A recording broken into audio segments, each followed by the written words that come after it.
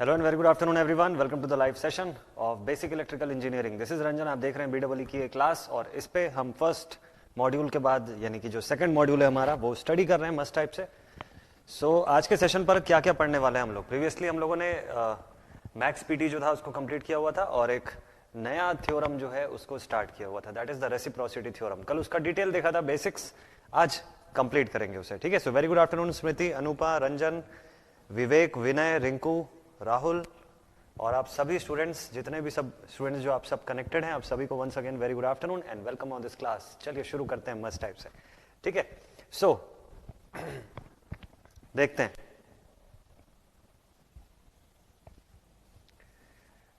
So basic electrical engineering में हम देख रहे हैं अभी फिलहाल रेसिप्रोसिटी थ्योरम। ठीक है, इसके बाद अगर समय बचा तो इंटेलिजेंस थ्योरम जो है वो भी पढ़ेंगे हम लोग, है ना राहुल? लेट्स सी, देखते हैं। Manish very good afternoon dear, Abhishek very good afternoon. ठीक है, चलिए Rinku very good afternoon. Start करते हैं मॉड्यूल 2 का ये लेक्चर और इसमें अभी हम लोग देख रहे हैं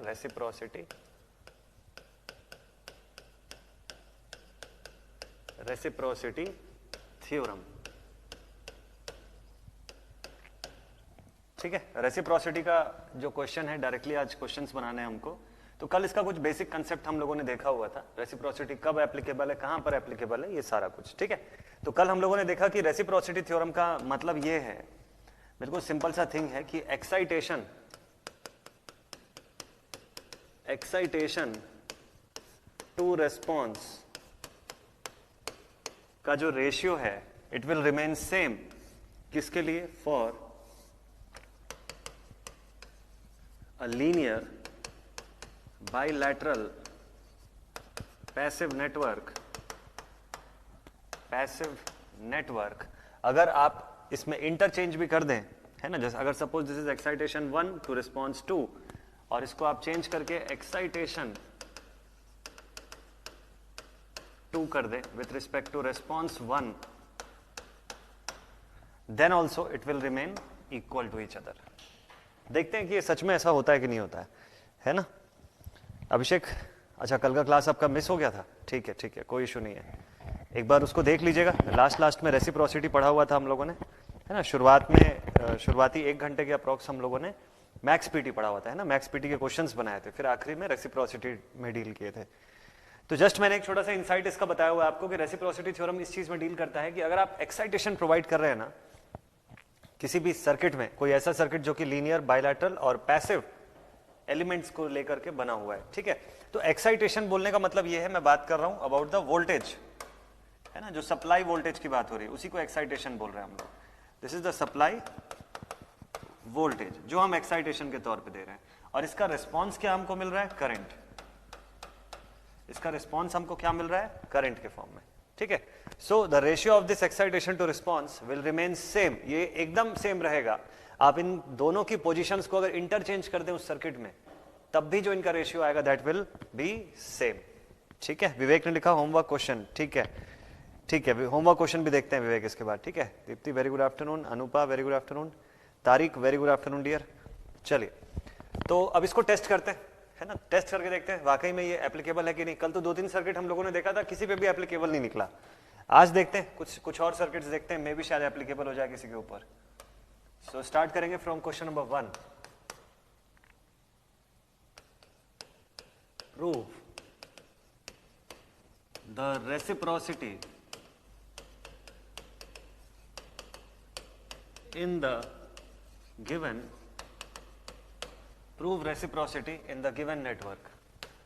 अगर इसके ऊपर बेस्ड बड़ा क्वेश्चन आता है तो कैसा क्वेश्चन होगा देखिएगा। इस सवाल में आपको बोला रेसिप्रोसिटी प्रूव करना है।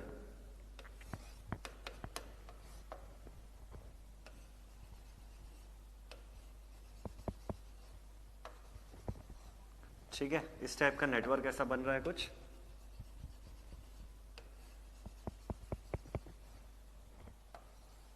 एकदम सिंपल सा नेटवर्क से शुरुआत करते हैं। ठीक है, एकदम सिंपल सर्किट से शुरू करते हैं। So if this is 10 volt source, ये 5 ओम का सेक्शन है ना, ये 3 ओम, दिस इज ऑफ 2 ओम, ये 1 ओम का है और ये 4 ओम का सेक्शन है, नहीं थोड़ा सा डेटा चेंज कर लेते हैं, ये 6 ओम का सेक्शन है, अब ये 4 ओम का सेक्शन, ठीक।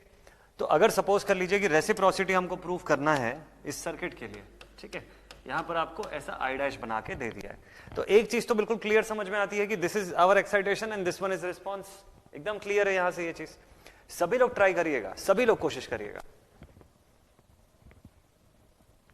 है ना। अभिषेक ने लिखा कि सर आप बोले थे कि इस पे क्वेश्चंस भी नहीं पूछता है, बट अगर पूछ लिया तो इस पे ज्यादा क्वेश्चंस नहीं बनते हैं अभिषेक, ज्यादा ऐसा न्यूमेरिकल क्वेश्चन नहीं बनते हैं, यूजुअली इसके ऊपर स्टेटमेंट बेस्ड क्वेश्चन बनते हैं, लेकिन पॉसिबल है क्योंकि अभी लेवल चेंज हो रहा है बहुत सारे एग्जाम्स का, अभी इनको पूछा जा रहा है और भी सब एग्जामिनेशंस में, है ना, इनके ऊपर क्वेश्चन आ जा रहा है, एसएससी में आया हुआ है पहले भी, तो हमको पढ़ना चाहिए और एटलीस्ट क्वेश्चन बना करके हमको मेथड तो समझ में आ जाएगा कि कैसे अप्लाई कर रहे हैं, है ना। तो कभी इन फ्यूचर आ भी गया तो आपसे बनेगा इसका सवाल। चलिए देखते हैं। So we have to prove reciprocity in the given network, reciprocity is given network में आपको प्रूव करना है, ठीक है। तो if this is our excitation voltage, है ना, मैं बोलता हूं कि अगर ये एक्साइटेशन वोल्टेज है, इफ दिस इज V1 और इसके रिस्पेक्ट में ये I1 है, तो ratio of V1 and I1 should be equal to ratio of V2 by I2, ठीक। नेमिंग है अपने अकॉर्डिंग, 1 और 2 तो हम अपने अकॉर्डिंग लिखते हैं, चलिए ठीक है। तो देखेंगे फर्स्ट स्टेप क्या होना चाहिए अगर रेसिप्रोसिटी प्रूफ करना है, तो पहला स्टेप क्या होना चाहिए, देखिए फर्स्ट स्टेप शुड बी कि अगर मैं यहां से सप्लाई दे रहा हूं तो आई डैश की वैल्यू कितनी आ रही है, पहले तो वो निकालना है, ठीक है। ऋतिक प्रीवियस स्लाइड लिख लीजिए, प्रीवियस स्लाइड में वैसे कुछ था नहीं ऋतिक, कुछ भी नहीं है, ये तो वही चीज है जो हम कल पढ़ चुके हैं ना, शॉर्ट में जस्ट मैंने लिख दिया है कि excitation to response should be equal to excitation to response even if the sides are interchanged, है ना। और लेकिन इंपॉर्टेंट कंडीशन ये है कि ये जो बीच की सर्किट है ना, इसमें कुछ चेंज नहीं होना चाहिए। चलिए तो वापस से इस क्वेश्चन की तरफ आते हैं, सॉल्व करते हैं इस सवाल को, सभी लोग कोशिश करिए एक बार, देखते हैं इसका सोल्यूशन, ठीक है। सबसे पहले let's find the value of I dash, ये जैसा जिस पोजीशन पे है उसी पोजीशन के हिसाब से। सो हियर एक्साइटेशन इज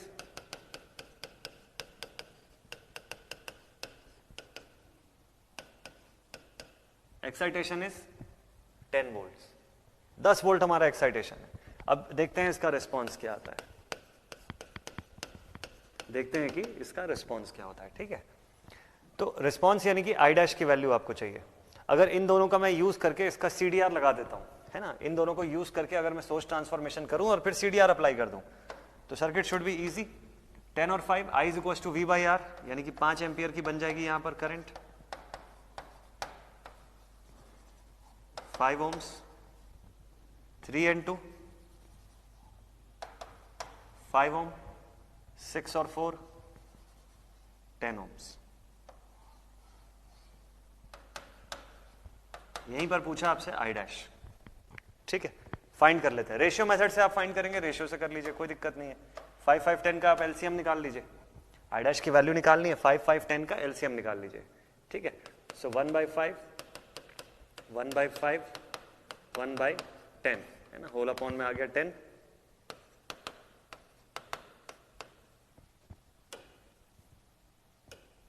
1, है ना, 2 and 2 4 and 1 5, this is our total, है ना। ये टोटल 5 यूनिट में डिवाइडेड है, 5 एम्पियर्स, 5 एम्पियर्स टोटल 5 यूनिट में डिवाइडेड है। तो कितना कितना किसके में जा रहा होगा, कितना एम्पियर्स, यहां से जा रहा है 2 एम्पियर, यहां से जा रहा है 2 एम्पियर और यहां से जा रहा है 1 ampere.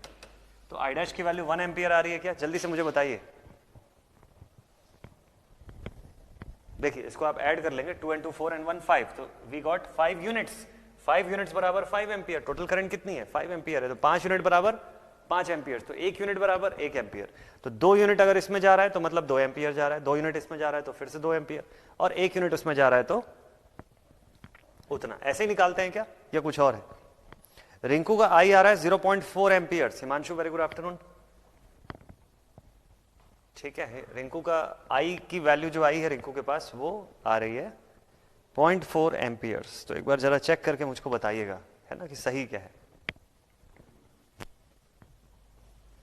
1 by R1, 1 by R2, 1 by R3, 3 section का लिख लिया, रेशियो मेथड से फाइंड करके देखते हैं जरा।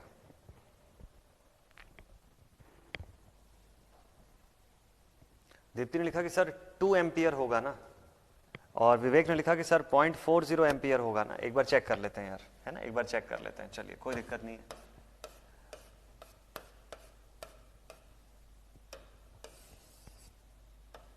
ठीक है, so what is the total current. चलिए अगर आप सीडीआर से भी फाइंड करते हैं तो भी बनना चाहिए, तो चलिए देखते हैं, हटा देते हैं इसको, सीडीआर से ही सॉल्व करके देखते हैं। ठीक है, 5 and 5 पैरेलल कर लिया, 5 5 25 upon 5 plus 5 10, this is 25 by 10, दोनों का पैरेलल किया तो ठीक है, 5 2 5 5, दिस वैल्यू इज 5 by 2, इन दोनों का रिजल्टेंट कितना आया 5 by 2। आपको 10 के थ्रू कितनी करंट जा रही है वो फाइंड करना है ना। अच्छा ठीक है ठीक है ठीक है, 2 एम्पियर होगा, ओके ओके ओके ठीक है, मैं समझ गया, यहां पर मिस्टेक हो रहा है, this value should B 2 ampere ना। अब आएगा सही, अब आएगा सही, है ना, ठीक है, क्योंकि 10 और 5 था ना, देख के नहीं लिखना है, इसीलिए पूरा सॉल्व करके लिखना है आपको। तो 10 by 5 किया, करंट की मैग्नीट्यूड कितनी आ गई 2 एम्पियर आ गई, 5 2 10, अब 2 एम्पियर डिवाइड होगा इन सब में, अब सही है। So again this is 1 by 5 1 by 5 1 by 10, ऐसा ये आ गया 10 2 2 1, है ना, दैट इज 5 यूनिट्स। 5 यूनिट की वैल्यू 2 एम्पियर है, तो 1 यूनिट की वैल्यू कितनी होगी 2 by 5 एम्पियर। पर unit is equal to 2 by 5 ampere. तो जब 2 यूनिट बोलता है तो यानी कि 2 into 2 by 5 यानी कि 4 by 5, यहां पर 4 by 5 दूसरे में, और लास्ट में कितना बोलता है 1 यूनिट, तो आई डैश की वैल्यू क्या हो जाएगी 1 into 2 by 5 यानी कि 2 by 5, सिंपल। अब 2 by 5 से जो भी वैल्यू आती होगी 0.4 एम्पियर के approx, this is the value of I dash. अब सही आएगा, अब सही आएगा, है ना। तो 5 नहीं, वो एक्चुअल में 2 था, है ना, दिस वाज 2 एम्पियर, इसलिए मिस्टेक हो रहा था, है ना। हेलो डियर, आप अभी ज्वाइन किए, ठीक है ठीक है ठीक है। नहीं अभिषेक, इसमें ना एक्साइटेशन के तौर पे हम पोटेंशियल्स को ही देखते हैं, एक्साइटेशन के तौर पे हम वोल्टेज की ही बात करते हैं, वोल्टेज के बेसिस पर हम एक्साइटेशन प्रोवाइड करते हैं और करंट के फॉर्म में इसमें रिस्पांस देखते हैं। एसएससी का ये क्वेश्चन भी रहा है, एसएससी का ये क्वेश्चन भी रहा है, और इस क्वेश्चन में पूछा भी हुआ था आपसे कि एक्साइटेशन और रिस्पॉन्स का जो सिग्निफिकेंस होता है, एक्साइटेशन और रिस्पॉन्स जो हम बताते हैं रेसिप्रोसिटी थ्योरम में, वो कौन सी दो चीजों को रिफर करते हैं। तो उसका correct answer current end voltage होता है। तो आई की वैल्यू कितनी आ गई 0.4 एम्पियर, बढ़िया। नेक्स्ट उसको वेरीफाई करने के लिए अब जरा पहले, सबसे पहले तो आप रेशियो निकाल लीजिए। एक्साइटेशन 10 था, आई की वैल्यू कितनी आई 0.4 एम्पियर। इस केस में दोनों का रेशियो कितना आएगा उसको निकाल लीजिए। सेकंड केस में आपको करना क्या है कि इसी सर्किट में अब दोनों की जगह को इंटरचेंज करना है। सब लोग सॉल्व करके देखिए कि सॉल्व हो रहा है कि नहीं हो रहा है। अब मेथड समझ चुके हैं, बस कैलकुलेशन चाहिए। इंटरचेंज करना है आपको, तो इस बार एक्साइटेशन यहां आएगा और रिस्पॉन्स इस तरफ देखना होगा आपको, आई डैश इधर निकालना होगा। क्या दोनों का रेशियो फिर से सेम आएगा? सॉल्व करते हैं। तो हमको 10 डिवाइड बाई 0.4 करना है। सबसे पहले तो क्या करना है, 10 divided by 0.4। Yes Abhishek, voltage को ही एक्साइटेशन लेना है हमेशा हमेशा। सो 10 divide by 0.4, this value is 10 divided by 0.4, this value is 25, है ना, this value is 25, ठीक है।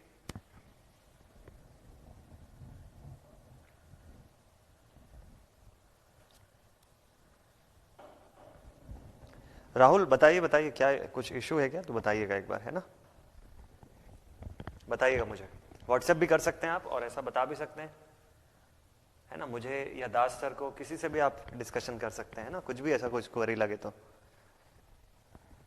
अनुपा ने लिखा 25, नवीन ने लिखा है 25, ठीक है ठीक है, रेशियो आ गया 25। चलिए तो यहां पे पहले रेशियो लिख लेते हैं।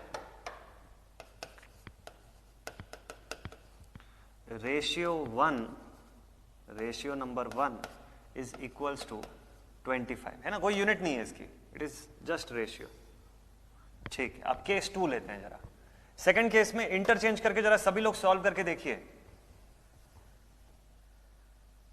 सेकंड केस में इंटरचेंज करना है हमको, मतलब अब एक्साइटेशन यहां से प्रोवाइड करना है और रिस्पॉन्स इस तरफ देखना है। चलिए करते हैं। रेसिप्रोसिटी थ्योरम यही बोलता है ना कि अगर आपका लीनियर बायलैटरल पैसिव नेटवर्क जो है उसमें कोई चेंज ना किया जाए तो सेम होगा। ठीक है, दीप्ति ने सॉल्व कर लिया, बढ़िया, 0.4 आ गया। चलिए मैं भी करके देखता हूं एक बार, है ना। तो इंटरचेंजिंग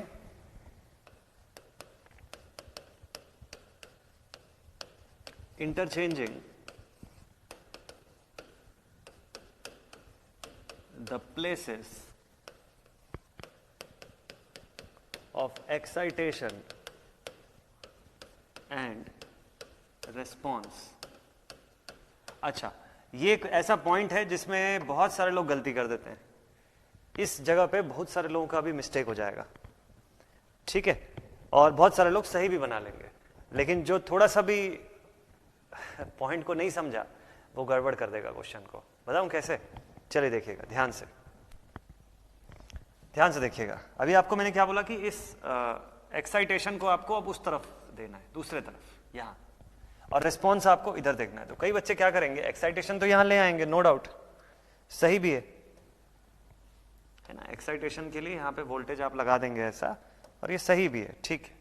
ऊपर आप ऐसा प्लस लिख लेंगे, नीचे माइनस लिख लेंगे, ठीक है। इसकी मैग्नीट्यूड जितनी भी थी 10 वोल्ट्स, ठीक। और रिस्पॉन्स लेने के लिए 4 ओम को उठा के यहां ले आएंगे, गलत हो जाएगा, वैसे में रॉन्ग हो जाएगा, है ना। ये ध्यान रखिएगा, अगर आप 4 या 4 + 6 10 को उठा के इधर ले आते हैं तो रॉन्ग हो जाएगा। पैसिव नेटवर्क में कुछ नहीं चेंज करना है आपको, बस कुछ नहीं करना है। इस ब्रांच को आपने यहां से हटा दिया ना, इस ब्रांच को ऐसे क्लोज कर लीजिए आप, और कुछ नहीं, शॉर्ट कर दीजिए उस पॉइंट को। अब आई डैश यहां नहीं देखनी है, ये इधर जो पैसिव नेटवर्क है उसमें कुछ नहीं चेंज करना है, यहां देखना है आपको इस बार आई डैश, ये करना था, ठीक है। तो इस पॉइंट पे मिस्टेक होता है, इसलिए मैंने इसको अलग से आपको हाईलाइट करके बोला कि यहां पे गलती होती है भाई, अलर्ट रह के सॉल्व करना है आपको, ठीक है। एक बार सीख गए तो नेक्स्ट टाइम से आपको पता रहेगा कि पैसिव एलिमेंट्स को इधर उधर नहीं करना है, बस एक्टिव एलिमेंट आपका इधर से उठ के जहां से जहां रिस्पॉन्स देख रहे थे वहां चला जाएगा। और पिछली बार जहां पे लगा हुआ था आपका एक्टिव सोर्स एक्साइटेशन, वहां पे इस बार आपको रिस्पॉन्स लेना है। चलिए सॉल्व कर लेते हैं। सो इस बार का जो सर्किट है यहाँ पर है 5 और 6 और 4 आपके पास कितना है 10। तो टोटल करंट आप निकाल सकते हैं क्या, 10 वोल्ट 10 ओम का रेजिस्टेंस। तो I = V/R, यानी करंट यहां से कितनी आ रही है। चलिए ट्रांसफॉर्म करते हैं इसको जरा, ये ऐसे भी ट्रांसफॉर्म हो सकता है, 5 ओम यहां पर भी, ये वाला 5, ये 5, और जो मैंने सोर्स ट्रांसफॉर्मेशन किया उससे आ गया मेरे पास 10 ओम, और यहां से 1 एम्पियर। यहां की आई डैश चाहिए,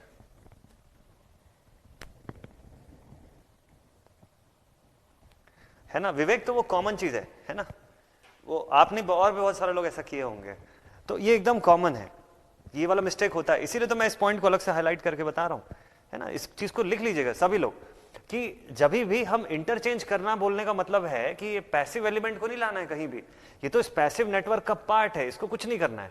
रिस्पॉन्स जो हम देख रहे हैं वो करंट है, करंट हमको बस इस तरफ देखना है, ये रिस्पॉन्स थोड़ी ना है, ये 4 ओम या 6 ओम थोड़ी ना रिस्पॉन्स है, इसके अंदर से जो करंट जा रही थी दैट इज आवर रिस्पॉन्स।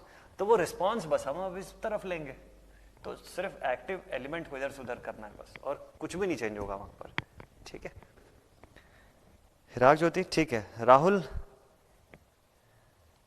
ठीक है ठीक है ठीक है ठीक है। इस पॉइंट को आप जो बता रहे हैं ना उसको डिस्कस कर सकते हैं ना। दास सर भी अभी सेशन लेने वाले हैं रिसेंटली ही आप लोगों के साथ, तो उस पर आप इंटरेक्ट करके डिस्कस कर सकते हैं सब पॉइंट्स, है ना। बढ़िया बढ़िया बढ़िया। हिराग ज्योति प्रीवियस स्लाइड दिखाइए, ठीक है प्रीवियस स्लाइड में दिखा देता हूं, ये रहा प्रीवियस स्लाइड।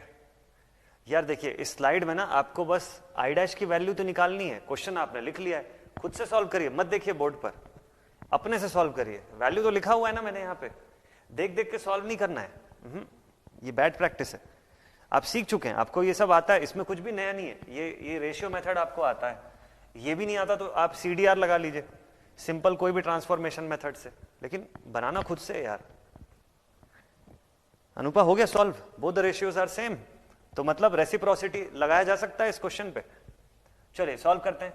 तो अगर इसका भी रेशियो ले ले 5 5 10 का, तो कितना आ जाएगा 2:2:1, है ना, मतलब टोटल 5 यूनिट्स बराबर 1 एम्पियर। तो 1 यूनिट बराबर कितना होगा 1 × 1 डिवाइडेड बाई 5 एम्पियर, 1/5 एम्पियर। ठीक है, तो मुझको देखना है इसमें से कितना आउटपुट जा रहा है, तो इसमें से 2 टाइम्स आउटपुट जा रहा है, so this is equal to 2/5, 20, 5 4 जा 20, दिस मच एम्पियर यहाँ की करंट। तो मुझे मिल गया I डैश 0.4 एम्पियर। तो एक्साइटेशन टू रिस्पॉन्स का ratio, again excitation with respect to response is equals to 10 divided by 0.4, that is equals to 25। तो देखिए जगह मैंने इंटरचेंज भी कर दिया, उसके बाद भी कुछ नहीं चेंज हुआ, रिस्पॉन्स आज भी अभी भी उतना ही है अगर पैरेलल सर्किट हमारा ऐसा है तो, है ना। हाँ नयन, यस यस यस, है ना, आज 10 बजे जनता दरबार, एग्जैक्टली। तो मस्त से अटेंड करिए, कैसा क्या लग रहा है, क्या फीलिंग है, किस टाइप का है, वो सब आप बढ़िया से इसमें सर के साथ आप शेयर कर सकते हैं ना, ये बड़ा अच्छा चीज रहेगा। सेम आया ना विवेक, जोरदार यार, नॉट सेम। अनुपा ने लिखा नॉट सेम सर, कैसे नहीं आया सेम, बताइए बताइए बताइए, कहां पर डिफरेंट आया मुझे बताइए एक बार। अनुपा एक बार बताइएगा मुझे कहां पर डिफरेंस आया इसमें, है ना।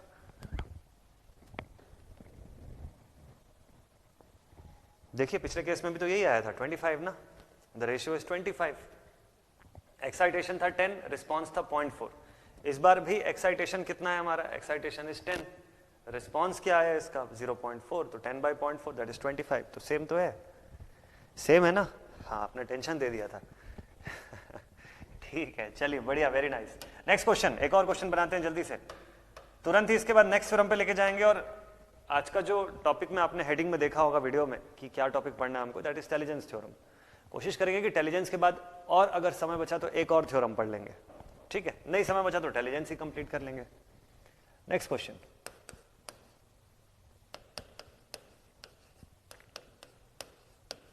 Find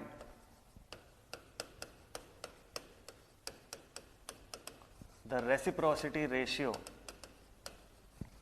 of the given network.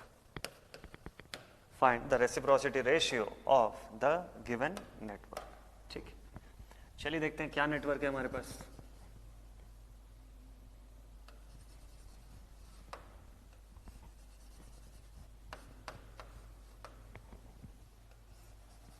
Suppose कर लेते हैं कि ऐसा कोई नेटवर्क है,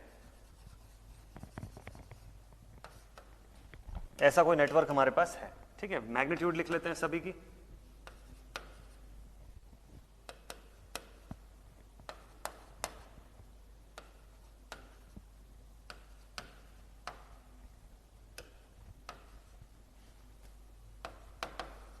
ऐसा, ठीक है। और इस नेटवर्क से हमको यहां पे पूछा है I डैश, इस जगह पे सिंपल सा डायरेक्ट सा सवाल है। आपको क्या क्वेश्चन में पूछा, find the reciprocity ratio of the given network. इसका रेसिप्रोसिटी रेशियो कितना होगा, तो रेसिप्रोसिटी का रेशियो होता है excitation versus response, excitation with respect to response, ठीक है, वही होता है रेशियो। बट क्वेश्चन इसकी क्या यहां पर रेसिप्रोसिटी थ्योरम लगेगा, the reciprocity ratio is equal to excitation with respect to response, ठीक है। यहां पर एक्साइटेशन क्या है, यहां एक्साइटेशन है 20 वोल्ट का ईएमएफ, है ना, ये 20 वोल्ट का सोर्स जो 20 वोल्ट प्रोवाइड हो रहा है, नहीं लगेगा, ठीक है। अनुपा नेटवर्क सब रैंडम रहते हैं इसलिए तो मुझे याद नहीं रहता है, next day homework question discuss करने के समय, इसीलिए मैं आप ही लोग को बोलता हूँ कि यार भेज दो व्हाट्सएप पे, क्योंकि मुझे नहीं ध्यान रहता है। मुझे ये याद रहता है कि होमवर्क क्वेश्चन मैंने दिया है किस टॉपिक का दिया है वो याद रहता है, बट सर्किट नहीं याद रहता है फिर, है ना। तो इसीलिए हर सर्किट यूनिक है। कोई स्टूडेंट अगर पहले पढ़ा होगा किसी और कोर्स में अगर मुझसे, तो उसको पता होगा कि इसमें से कोई भी सर्किट रिपीटेड नहीं है। शेप वाइज सेम दिख सकता है कुछ कुछ सर्किट, लेकिन मैग्नीट्यूड्स या वैल्यू वाइज सब अलग अलग होता है। बहुत कम सर्किट होता है जो रिपीटेड रखते हैं, और वो ऐसा ही क्वेश्चन को फिर मैं रखता हूँ जो एग्जाम्स के पॉइंट ऑफ व्यू से इंपॉर्टेंट है। ऐसे repeated question star and delta में सबसे ज्यादा रिपीटेड क्वेश्चन आपको दिखेंगे बस, ठीक है। खैर, तो चलिए इस क्वेश्चन की बात करते हैं। तो ये रैंडम सर्किट्स रहते हैं, है ना, बट कुछ मोस्ट ऑफ द सर्किट्स का शेप मुझे ध्यान में रहता है, तो वो शेप मैं सेम रिपीट करता हूँ जो किसी ना किसी एग्जाम में कभी पूछा हुआ है। वैल्यू बदल जाती है लेकिन। चलिए, हाँ, तो क्वेश्चन मेरा ये था कि क्या इस पे वो लगेगा क्या, रेसिप्रोसिटी थ्योरम। तो हाँ, रैंडम नेटवर्क लेने पर भी प्रूव हो जाएगा। एग्जैक्टली यही तो मैं बताना चाहता हूँ, एग्जैक्टली यही मैं बताना चाहता हूँ कि फर्क नहीं पड़ता। मतलब कोई जरूरी है क्या बुक का नेटवर्क जिसको सॉल्व करके पहले देखें कि वो प्रूव हो रहा है कि नहीं, और फिर उस नेटवर्क को बच्चों को दें, वो सही नहीं है। आपका कंसेप्ट अगर सही है तो वो तो सब जगह लगना चाहिए ना। It should be right for all the networks. कोई भी नेटवर्क दे दो उस पर सही बैठना चाहिए कंसेप्ट। तो इसलिए रैंडम नेटवर्क आप अपनी कॉपी में अभी कोई नेटवर्क बना के भेजिए, मैं उसी नेटवर्क को बोर्ड पे डिस्कस करूंगा, और उस पर भी हम लोग, अगर वो एप्लीकेबल होगा उस पर, तो उस पर भी प्रूफ करेंगे हम लोग। तो इतना सिंपल है ये चीज। नयन ने लिखा एप्लीकेबल तो नहीं लग रहा है सर, कारण रीजन। राहुल ने लिखा नो सर। क्यों, कारण क्या है? मैंने पूछ लिया, इसलिए कि मैंने पूछ लिया कि इस पे एप्लीकेबल होगा या नहीं होगा। सोच के बताइए, इसमें ऐसा क्या कमी दिख रहा है कि ये इस पे एप्लीकेबल नहीं होगा रेसिप्रोसिटी। ये अंदर आ गया वोल्टेज सोर्स इसलिए। सोच के आंसर बताइएगा एक बार मुझको, है ना।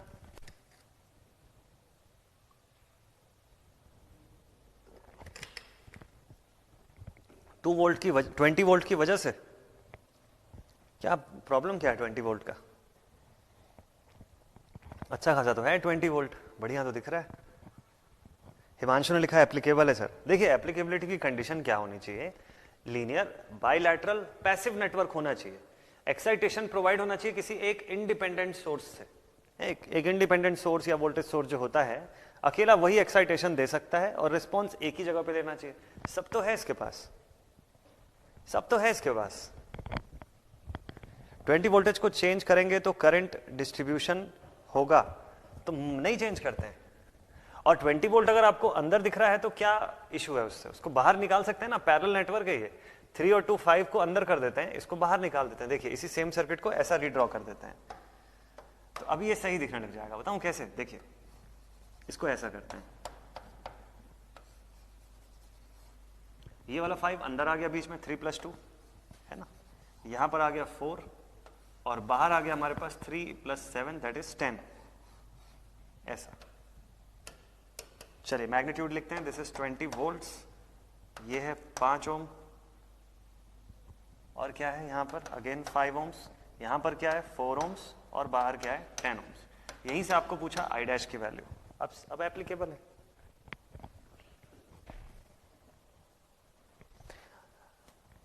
लगेगा ना, बिल्कुल सही जितेन, राइट है। अनुपा एप्लीकेबल है, ठीक है। हिमांशु ने लिखा 5 पैरेलल टू 4 है सिंपली, और क्या। शायद देखने में अलग लग रहा है इसलिए कुछ को नॉट एप्लीकेबल लग रहा है। हाँ, एक्चुअल में क्या हुआ है, हाँ, एक्साइटेशन बीच में ले आया मैं, एक्साइटेशन यहां से प्रोवाइड कर रहे हैं, देखने में थोड़ा डिफरेंट दिख रहा है, बट उस पर जाना नहीं है हमको। सर्किट का शेप से कोई लेना देना नहीं है, किसी भी शेप का हो सकता है सर्किट, क्या करना है उससे, है ना। Circuit is just a connection of elements. वो इस पॉइंट से इस पॉइंट के बीच में राउंड बना के कनेक्ट करूं, स्टार बना के कनेक्ट करूं, डेल्टा बना के, रेक्टेंगल, स्क्वायर, जो भी हो, फर्क नहीं पड़ता। अल्टीमेट मुद्दा ये है कि इन दो पॉइंट्स के बीच में ये सेक्शन लगा हुआ है, यहाँ पर एक पोटेंशियल का सोर्स है, और ये एक्साइटेशन का काम कर रहा है, यहाँ पे रिस्पॉन्स देखना। हमको पूछा रेसिप्रोसिटी में एक्साइटेशन टू रिस्पॉन्स का रेशियो, तो आई डैश बता देते हैं ना उसको, सीधे सीधे, है ना, उसको सीधे आई डैश की वैल्यू बता देते हैं हम लोग। तो इस पोजीशन पे आई डैश कितनी जा रही है, 5 4 को पैरेलल कर देते हैं। अच्छा, इसको भी हटा देते हैं यहाँ से, I = V/R, 20/5 that is 4 ampere. 5 आ गया इधर, पहले से एक 5 था वो भी है, पहले से एक 4 था वो भी है, और पहले से जो 10 था इसी पर तो रिस्पॉन्स लेना है। यहां पर आई डैश की मैग्नीट्यूड चाहिए, 5 5 4 तीनों का पैरेलल चाहिए, या फिर रेशियो, जो भी आसान लगे आपको, ठीक है। 1/5 1/5, 1/4, 1/10, ठीक है। 5, 4, 10, इसका आप रेशियो निकाल लेंगे। 2 2 4, 2 5 10, 2 1 फिर 5 and 5, 5 1, 4 5 20, this whole thing is divided by 20, 5 4s are, so this is 4:4:5:2, इतने रेशियो में डिवाइडेड है ये, ठीक है। 4 and 4 8 and 2 10 और 5 15, इनका टोटल आ रहा है 15 यूनिट्स। 15 यूनिट खर्च हो रहे हैं 4 एम्पियर बनाने में। ये टोटल 15 यूनिट आ रहा है फॉर 4 एम्पियर। तो एक यूनिट कितने का होगा? एक यूनिट होगा सर 4/15 एम्पियर्स का, ठीक है। तो उस हिसाब से करंट कहाँ का पूछा है? करंट पूछा है ये लास्ट वाले सेक्शन का। लास्ट वाले सेक्शन की वैल्यू है 2 यूनिट्स की, तो इसका 2 टाइम्स कर दीजिए।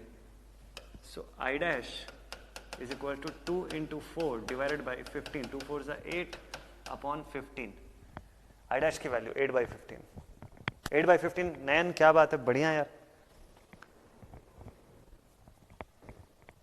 अनुपा ने लिखा Q LCM 20। आप क्वेश्चन पूछ रहे हो क्या कि LCM 20 क्यों आया? ऐसा है क्या? LCM निकाल सकते हो ना, ये तो डायरेक्ट है। 5 4 10 तीनों पॉइंट्स हैं, LCM निकाल सकते हैं आप, डायरेक्ट आ जाएगा आपका 20। 0.533 एम्पियर्स। रेशियो निकाल लेते हैं उसके बाद, है ना, रेशियो निकाल लेते हैं। So it is 4/15, sorry it is 8/15, I dash की वैल्यू 8/15। अगर दोनों का रेशियो लेना है तो एक्साइटेशन 20 है and this one is 8/15, so ratio इनका कैसा आएगा? देखिए एक्साइटेशन 20 है और ये 8/15 है, डिवाइड करना था इनको, ठीक है। तो ऐसा आ गया,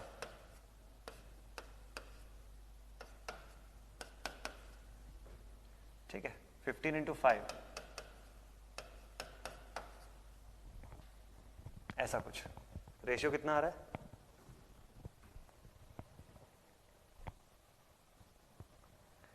ठीक है। तो दिस 75 डिवाइडेड बाई 2, 37.5 के आसपास यही आ रहा है क्या ratio? This is the ratio of excitation to response.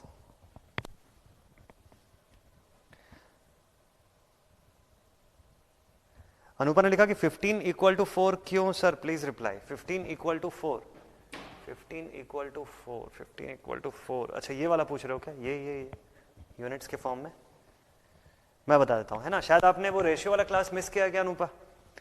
देखिएगा एक बार ध्यान से, ये वाला स्टेप, ये जो इतना जो हम लोग करते हैं ना, ये आपको मैं एक बार डिटेल में समझा देता हूँ, है ना। मे भी शायद वो क्लास मिस हुई है, इसलिए ये वाला पॉइंट आपको क्लियर नहीं दिख रहा है ना।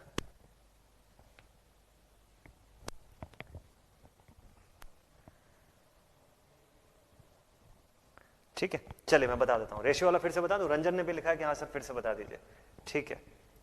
क्वेश्चन दिखा दूं एक बार? हाँ, find the reciprocity ratio of the given network. Nayan दोनों आ गया, क्या बात है यार, बढ़िया। चलिए तो मैं एक बार दोबारा से ये रेशियो मेथड का बता देता हूं, तो उससे क्या आपका CDR वाला एफर्ट थोड़ा कम हो जाएगा। CDR से भी आप कर सकते हैं, बट रेशियो में थोड़ा जल्दी निकलेगा क्वेश्चन का सोल्यूशन, है ना। चलिए तो ये क्वेश्चन लिख लिया आप लोगों ने, रंजन, है ना। अभी देखिएगा मस्त ध्यान से, रेशियो वाला मेथड कैसे सॉल्व करते हैं मैं बता देता हूं जल्दी से एकदम। देखिए ये इतना पार्ट फिर से बता रहा हूं मैं, ठीक है। इसको मैं इरेज कर रहा हूं, दोबारा लिखूंगा यहीं पर, है ना, दोबारा लिखूंगा यहीं पर। ये पूरा हटा देते हैं अभी के लिए। चलिए करना क्या होता है मैं बताता हूं। इसका फंडामेंटल ये है कि जब भी ऐसे पैरेलल कनेक्टेड ब्रांचेस हैं और एक टोटल करंट यहां से हम प्रोवाइड कर रहे हैं, ठीक है। टोटल करंट कितनी है? 4 एम्पियर की। तो यहां से कुछ करंट जा रही होगी, मान लीजिए I1, ये करंट जा रही होगी I2, यहां पे करंट I3 और यहां पे करंट I4। इस फॉर्म में डिस्ट्रीब्यूशन हो रहा है, ठीक है, ये 4 ब्रांचेस के अंदर। अब मुझको किसी एक ब्रांच का आंसर चाहिए, ठीक है। अब इसमें मुझे किसी एक ब्रांच में करंट कितनी जा रही है वो पता लगाना है। अब क्या करें इसका? तो एक काम करते हैं, हम जानते हैं I1 is to I2 is to I3 is to I4 is equal to 1 by R1, 1 by R2, 1 by R3, 1 by R। भाई ओम सा लगाएंगे, I is equal to V by R होता है, तो V को मैं हटा भी दूं तो रेजिस्टेंस का रेशियो के साथ करंट जो है इनवर्स प्रोपोर्शन पर चलती है, ठीक है। तो इस रेशियो में डिस्ट्रीब्यूशन होना है इनका, ठीक। तो इसको छोड़ देते हैं, अभी इन पे फोकस करते हैं, मतलब हमको सिर्फ इसको सॉल्व अगर कर लें तो काम बन जाएगा। 1/R1 बोलने का मतलब है 1/5, 1/5। एक छोटा सा शॉर्टकट है जिससे कि हम किसी एक ब्रांच की करंट भी फाइंड करनी होगी तो हम फाइंड कर सकते हैं, या सब ब्रांच की फाइंड करनी होगी वो भी फाइंड कर सकते हैं। ऐसा लिख सकते हैं रेजिस्टेंसेस को, ठीक है। अब क्या करेंगे इसका, है ना,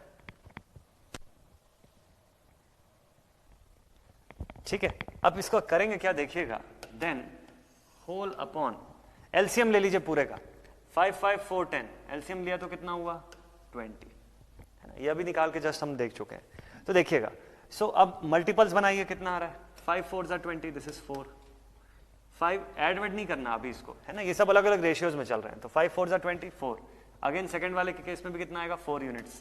मतलब ये जो 20 जो आ रहा है ना इसका एलसीएम, है ना, या ये जो यहाँ की जो करंट है ये इतने भाग में बट रही है, इतने यूनिट्स में बांटी जा रही है, ठीक है। कितने कितने यूनिट्स में, वही मल्टीपल बता रहे हैं हम लोग। तो 4 5 20, दिस इज 5, 10 2 20, दिस इज 2। तो ये जो पूरी टोटल करंट थी इतने भाग में बटी है। व्हाट आर दीज, इन चारों का आप सम कर दीजिए, 4 + 4 8, 8 and 2 10, 10 और 5 15, दिस इज 15 यूनिट्स। ये 15 एम्पियर नहीं है, ये 15 हिस्से हैं, इतने 15 भाग में ये करंट बटी हुई है टोटल। कौन, 4 एम्पियर की करंट, 4 एम्पियर की करंट 15 यूनिट्स में बटी हुई है। तो मैं लिख सकता हूं कि 15 यूनिट्स बराबर 4 एम्पियर।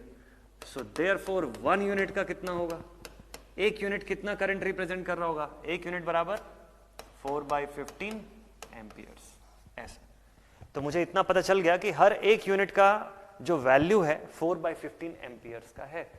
अब मैं यहां पे देखता हूं कि इस ब्रांच में 4 हिस्सा जा रहा है करंट का, इस ब्रांच में 4 यूनिट जा रहा है, I3 में 5 यूनिट जा रहा है और I4 में 2 यूनिट जा रहा है। तो बस करना कुछ नहीं है, मुझे किसकी वैल्यू चाहिए, मुझे I4 की वैल्यू चाहिए। तो 2 मल्टीप्लाइड विथ 4/15 आ गई वैल्यू। अभी क्लियर ना, ठीक है ठीक है ठीक है, बढ़िया। तो हिमांशु उसमें डिस्कशन रहेगा, है ना, अपनी क्वेरीज वगैरह कुछ भी आप पूछ सकते हैं उसमें, है ना, क्वेरीज कुछ रहेगा, कुछ सजेशन रहेगा तो आप उसमें बता भी सकते हैं सर के साथ। सो दिस इज इट। तो एक यूनिट की वैल्यू कितनी आई हमारे पास 4/15। अब हमको आखिरी इस केस का पूछा था, अब किसी भी ब्रांच का पूछता आप बता लेते, मान लो बोलता है यहां बताओ कितनी करंट जा रही है, आप देखते इसकी वैल्यू कितनी है 4 यूनिट की, 4 से मल्टीप्लाई कर देते 16/15 आ जाता है उसका आंसर। तो ऐसे किसी भी ब्रांच का आप आउटकम बता सकते हैं बहुत आसानी से, बहुत इजीली, एकदम मस्त टाइप से। तो अभी फिलहाल जिसका पूछा था, है ना, इस 10 ओम वाली ब्रांच का, तो इसको मैंने क्या किया 2 से मल्टीप्लाई कर दिया। So 4/15 into 2, this is our I', 4 2 8 divided by 15, ऐसा। ये I' की वैल्यू। अब रेशियो निकालना है, तो रेशियो हो गया 20 डिवाइडेड बाई 8 डिवाइडेड बाई 15, है ना, या मल्टीप्लाइड विद 15/8 कर दीजिए आप, तो उससे ये मैग्नीट्यूड आ गया आपका रेशियो का। हाँ, अगर आप इसको इंटरचेंज करके भी देखें तो भी आपका आंसर सेम आना चाहिए, मतलब एक्साइटेशन टू रिस्पॉन्स का रेशियो। चलिए अब जरा इसको इंटरचेंज करते हैं, रेसिप्रोसिटी थ्योरम में बदल करके देखते हैं कि क्या होता है। तो रैंडमली आप कोई भी सर्किट लीजिए, अगर वो रेसिप्रोसिटी उस पर एप्लीकेबल है तो जरूर आपका आंसर ऐसे ही आएगा। रिस्पॉन्स चलिए ड्रॉ कर लेते हैं यहां पर, इस बार यहां से एक्साइटेशन देंगे और इस तरफ देखेंगे रिस्पॉन्स I'। सेम सर्किट है, इसका जस्ट मॉडिफाइड फॉर्म है, जस्ट उसको मैंने ड्रॉ किया हुआ है, प्लस माइनस, और मैग्नीट्यूड है इसकी 20 वोल्ट्स, ठीक है। सॉल्व करते हैं चलिए। तो यहां पे भी मैं एग्जैक्टली फिर से सोर्स ट्रांसफॉर्मेशन लगाऊंगा, तो ये सर्किट कुछ ऐसा बनना चाहिए। कैसा बन जाएगा, दिस विल बिकम 5 5 4 10, ठीक है। और current I is equal to V/R, यानी 20/10, यानी कि 2 एम्पियर्स, 20/10 2 एम्पियर्स, ठीक। सेम आ गया जितेन का भी दोनों सेम सर, बोथ कंडीशन, है ना, बढ़िया। दीप्ति का भी आ गया सेम, क्या बात है। तो I' की मैग्नीट्यूड, तो अभी आप देख रहे हैं रेसिप्रोसिटी में कोई दिक्कत नहीं जाएगी आपको। रेसिप्रोसिटी अगर वैलिड अगर हो रही होगी उस सर्किट में ना, तो वो दोनों ही सेक्शंस का रेशियो हर बार सेम आना है, कुछ नहीं चेंज होगा। फिर से सेम थिंग करते हैं, ये सब ब्रांच का रेशियो निकाल लेते हैं। सो 1/5 1/5 1/4 1/10 सेम आना चाहिए 20, है ना, सब कुछ सेम आएगा। 5 4 जा 20, 5 4 जा 24, 5 जा और 10 2 जा, ऐसा 4 4 5 2। अब इन सब का सम कर देंगे तो कितना हो जाएगा, 4 and 4 8 and 2 10 and 5 15। तो 15 यूनिट की वैल्यू है 2 एम्पियर्स की। तो एक यूनिट कितने का होगा, एक यूनिट होगा सर 2/15 एम्पियर्स का। तो बताइए कि यहां से कितनी करंट जा रही होगी इस बार, आखिरी वाला ब्रांच है 5 का, तो यहां से सर 4 यूनिट्स की करंट जा रही है। तो I dash is equal to 4 into 2 divided by 15, 4 2 8/15। देखिए I डैश की वैल्यू सेम आ गई जो पिछली बार थी। और अब आप रेशियो निकाल लीजिए, है ना, अब रेशियो तो सेम ही आना है, voltage excitation divided by response, या फिर आप इसको लिख सकते हैं 20 इंटू 15/8, सेम आंसर, वही 37.5 आना है ना। तो ratio 1 is equal to ratio 2, है ना, हेंस प्रूव्ड, है ना। बहुत साल बाद ऐसा हेंस प्रूव्ड लिख रहे हैं हम लोग, स्कूल के मैथमेटिक्स में लिखा करते थे ऐसा, है ना। सेम आ गया, सभी का आ गया, तो मतलब आप सबसे बन जाएगा ना इंटेलिजेंस थ्योरम। इसमें कुछ भी नहीं रखा है, पूरा मेथड आप पूरा वही अप्लाई कर रहे हैं जो पहले से सीखा हुआ है। बस न्यू थिंग ये है कि आपको जो सोर्स का इंटरचेंज करना है ना, उसमें बस एक ही बात का ध्यान रखना है कि आपको पैसिव एलिमेंट्स को नहीं हटाना है इधर से उधर, वो जैसा है सर्किट में उसको वैसे ही छोड़ देना है, ठीक है। पैसिव एलिमेंट्स अपनी जगह पे रहेंगे, बस रिस्पॉन्स जो है वो दूसरी तरफ आप देख रहे हैं, है ना। सोर्स आपका इस तरफ आ गया। एक इसमें होमवर्क क्वेश्चन लेते हैं और कल का होमवर्क क्वेश्चन डिस्कस कर लेते हैं। एक होमवर्क क्वेश्चन लेते हैं और जो प्रीवियस वाला आपका होमवर्क क्वेश्चन है वो डिस्कस कर लेते हैं, ठीक है। तो कल एक शायद होमवर्क क्वेश्चन था, वो अगर हो सके तो मुझे भेज दीजिएगा आप में से कोई भी, है ना। कल का होमवर्क क्वेश्चन डिस्कस करने के लिए एक बार भेज दीजिएगा मुझे, है ना। कल शायद मैक्स पीटी के ऊपर हम लोगों ने एक क्वेश्चन लिया था होमवर्क में, और ये रेसिप्रोसिटी का एक होमवर्क क्वेश्चन दे रहा हूं और नया थ्योरम शुरू कर लेते हैं उसके बाद। एक ही क्वेश्चन है, मस्त बनाइएगा इसको। Prove the reciprocity in given network, prove the reciprocity in given network, ठीक है। क्या नेटवर्क है ये,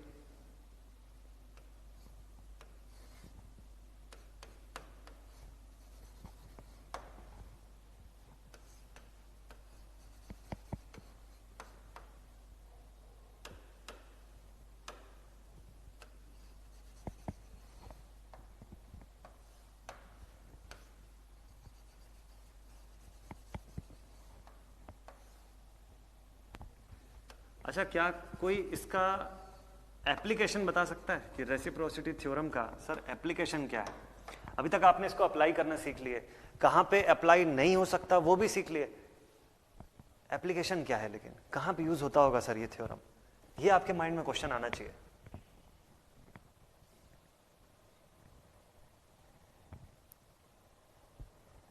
अच्छा अभिषेक ने लिखा कि सर मैंने पिछला वाला क्वेश्चन भेजा है सर, उसमें इक्वल नहीं आया, एक बार देख लीजिएगा, ठीक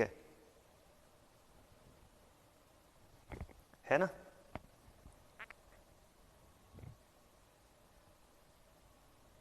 पीछे का सोच रहे हैं, आगे का इंटेलिजेंस को।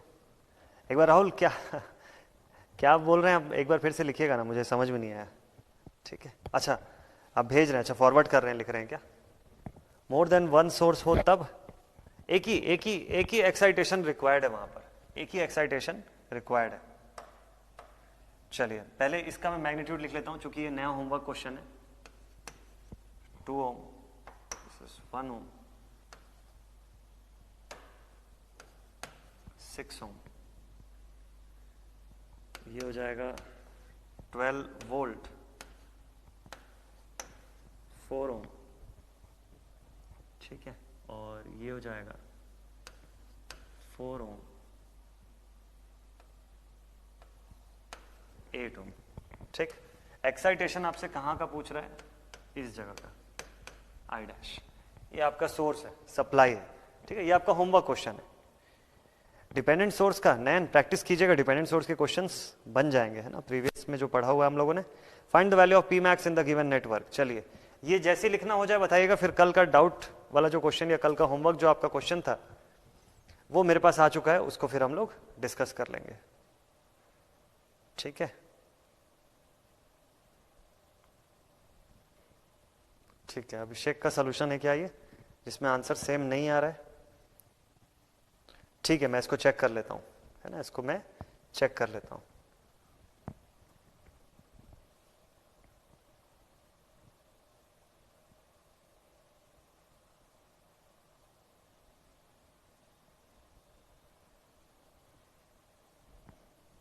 ठीक है अभिषेक, इसमें आपका मिस्टेक दिख गया मुझे, कहाँ पे हो रहा है।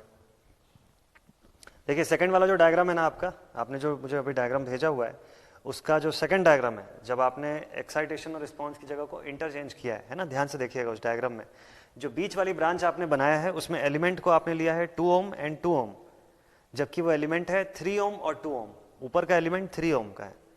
तो जब उन दोनों को आप लेंगे ना, तो आपका आंसर वहां पे 5 ओम आएगा बीच की ब्रांच का, उससे आपका रेशियो बदल जाएगा, वहीं पे आपका मिस्टेक हुआ है बस, बाकी पूरा सही है, बाकी पूरा सही है ना। नयन उस पर नहीं एप्लीकेबल होगा, कल देखा ना हम लोगों ने, उस पर नहीं एप्लीकेबल होगा डिपेंडेंट वाले केस का। अभिषेक मिला मिस्टेक कहां पे मैं बोल रहा हूं, है ना, वहीं उसी पॉइंट पे आपका मिस्टेक हुआ है, इसीलिए आपका रेशियो जो है ना वो बदल गया, है ना। 1/5:1/4:1/10 जो आपने निकाला है, तो बीच में वो जो 1/4 आ रहा है वो भी 1/5 ही हो जाएगा, है ना। बाकी सब तो सही है, बाकी सब ठीक है, हो गया ना, ठीक है ठीक है ठीक है। चलिए तो ये डन सभी का, ये आपका होमवर्क क्वेश्चन था ना। चलिए तो इसको मैं अभी नहीं बताता हूं, नेक्स्ट कल के क्वेश्चन पे लेके चलते हैं, जो कल का आपका मैक्स पीटी का क्वेश्चन था उसको देखते हैं।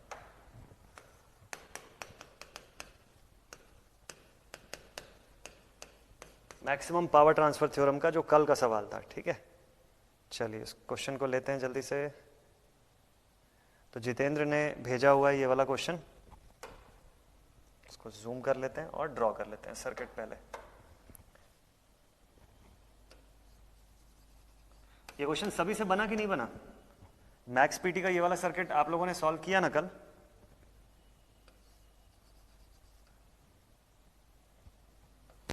यहां पर है हमारे पास 10 एम्पियर का सोर्स,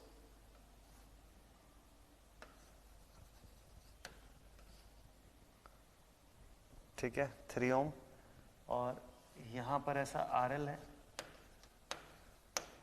वेरिएबल वैल्यू 4 ओम है, बट वेरिएबल है तो कोई फर्क नहीं पड़ता, 5 और इधर 1, ये बीच में जुड़ा हुआ है। चलिए मैग्नीट्यूड लिख लेते हैं सभी की। This is 3 ohm, this is 1 ohm, 10 volt, 2 ohm, 10 amperes, 2 ohm, this is 3 ohm, RL है 4 ओम है, ठीक है, जरूरत नहीं है, 5 वोल्ट, ठीक, this is it. Find the value of P max in the given circuit, ठीक। अच्छा ठीक है राहुल, कोई बात नहीं कोई बात नहीं, अभी देख लेते हैं ना, अभी क्लास में इस क्वेश्चन को देख लेते हैं ना, कोई दिक्कत नहीं, हो जाता है कभी कभी मिस। अच्छा होमवर्क क्वेश्चन दिखा दूं एक बार? ठीक है ठीक है ठीक है। अभिषेक ये है आज का जो होमवर्क क्वेश्चन है रेसिप्रोसिटी के लिए, वो ये है। अनुपा व्हाट्सएप नंबर जो है वो ये है,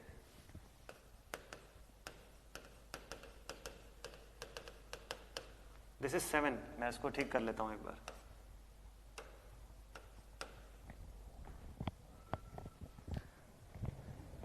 ठीक है, ये नोट कर लिया अभी आप सबने, ये नोट कर लिए क्या? इसको हटाते हैं फिर, है ना, ये सर्किट बन गया सभी का, ये होमवर्क था, ठीक है। अब कल का होमवर्क क्वेश्चन बनाते हैं जो कल दिया हुआ था, ठीक, देखते हैं क्या आंसर आएगा उसका। हटा दूं अब मैं ये सब, डन अभिषेक? देखते हैं, तो कल वाले क्वेश्चन का आंसर एक बार बताइएगा आप लोग का क्या आया, तभी तो चेक करने में मजा आएगा। विवेक ने लिखा कि 2 ओम के आगे से कनेक्टेड है सर, 2 ओम के आगे से कनेक्टेड है, अच्छा उस क्वेश्चन में, और रिंकू ने आंसर भेजा है 6.42, ठीक है। चलिए इसको मैं हटाता हूं इस पेज को पहले तो।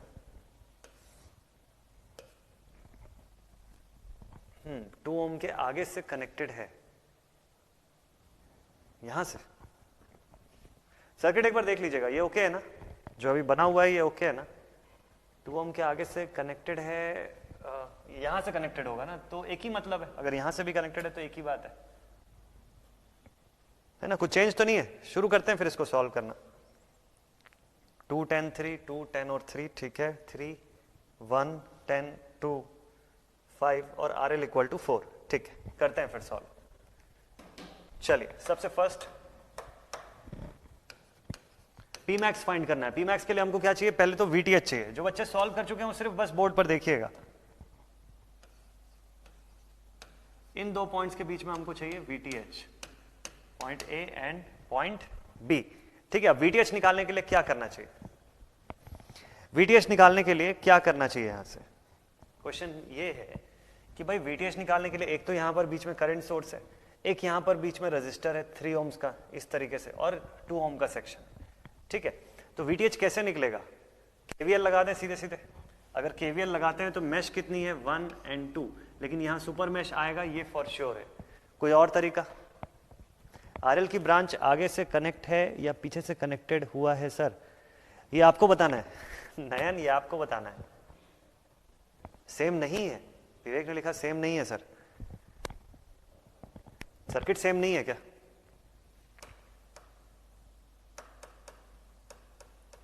एक बार सर्किट का सही होना जरूरी है ना। देखिए ऐसा सर्किट नहीं है क्या, सुपर मैश लगेगा, मनीष ने लिखा।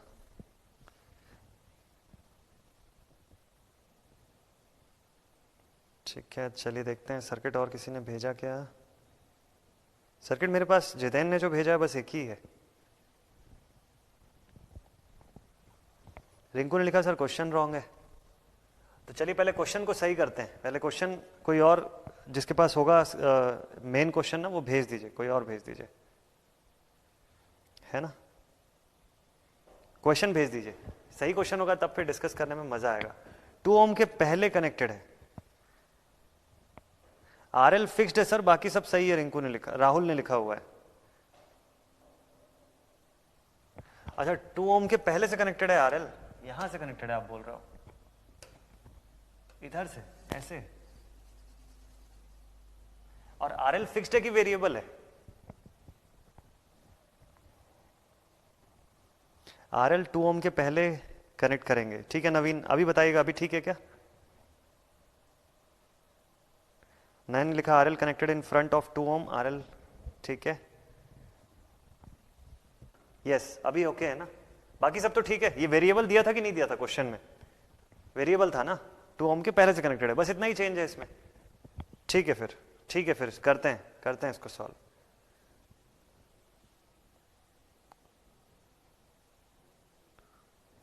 रिंकू ने भेजा हुआ है, अच्छा इधर कनेक्टेड है, ओके ओके ठीक है, ठीक है। 3 10 2, ठीक है, 10 ये 3 पूरा और ये 2, ठीक है, और यहाँ पे 1 RL इधर से, ठीक है ठीक है ठीक है। रिंकू का भी मैसेज आ गया और हिराग ज्योति ने भी भेज दिया मुझे लगता है, ठीक है। RL तो वेरिएबल दिख रहा है दोनों केसेस में। चलिए फिर शुरू करते हैं सोल्यूशन इसका। तो अब हमको बनाना है यहाँ से VTH, रिमूव कर देते हैं इतने हिस्से को, VTH चाहिए तो इतने पार्ट को रिमूव कर देते हैं ऐसा।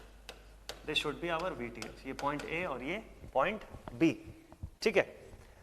अच्छा इस सर्किट को और प्रॉपर वे में अगर आप देखना चाहते हैं तो इस सर्किट को थोड़ा सा और रिजॉल्व कर लेते हैं तो इजी दिखेगा, है ना। इसको थोड़ा सा और इजी फॉर्म में अगर देखना चाहें तो और कैसे रीड्रॉ करें। चलिए इस सर्किट को मैं रीड्रॉ कर देता हूं एक बार और।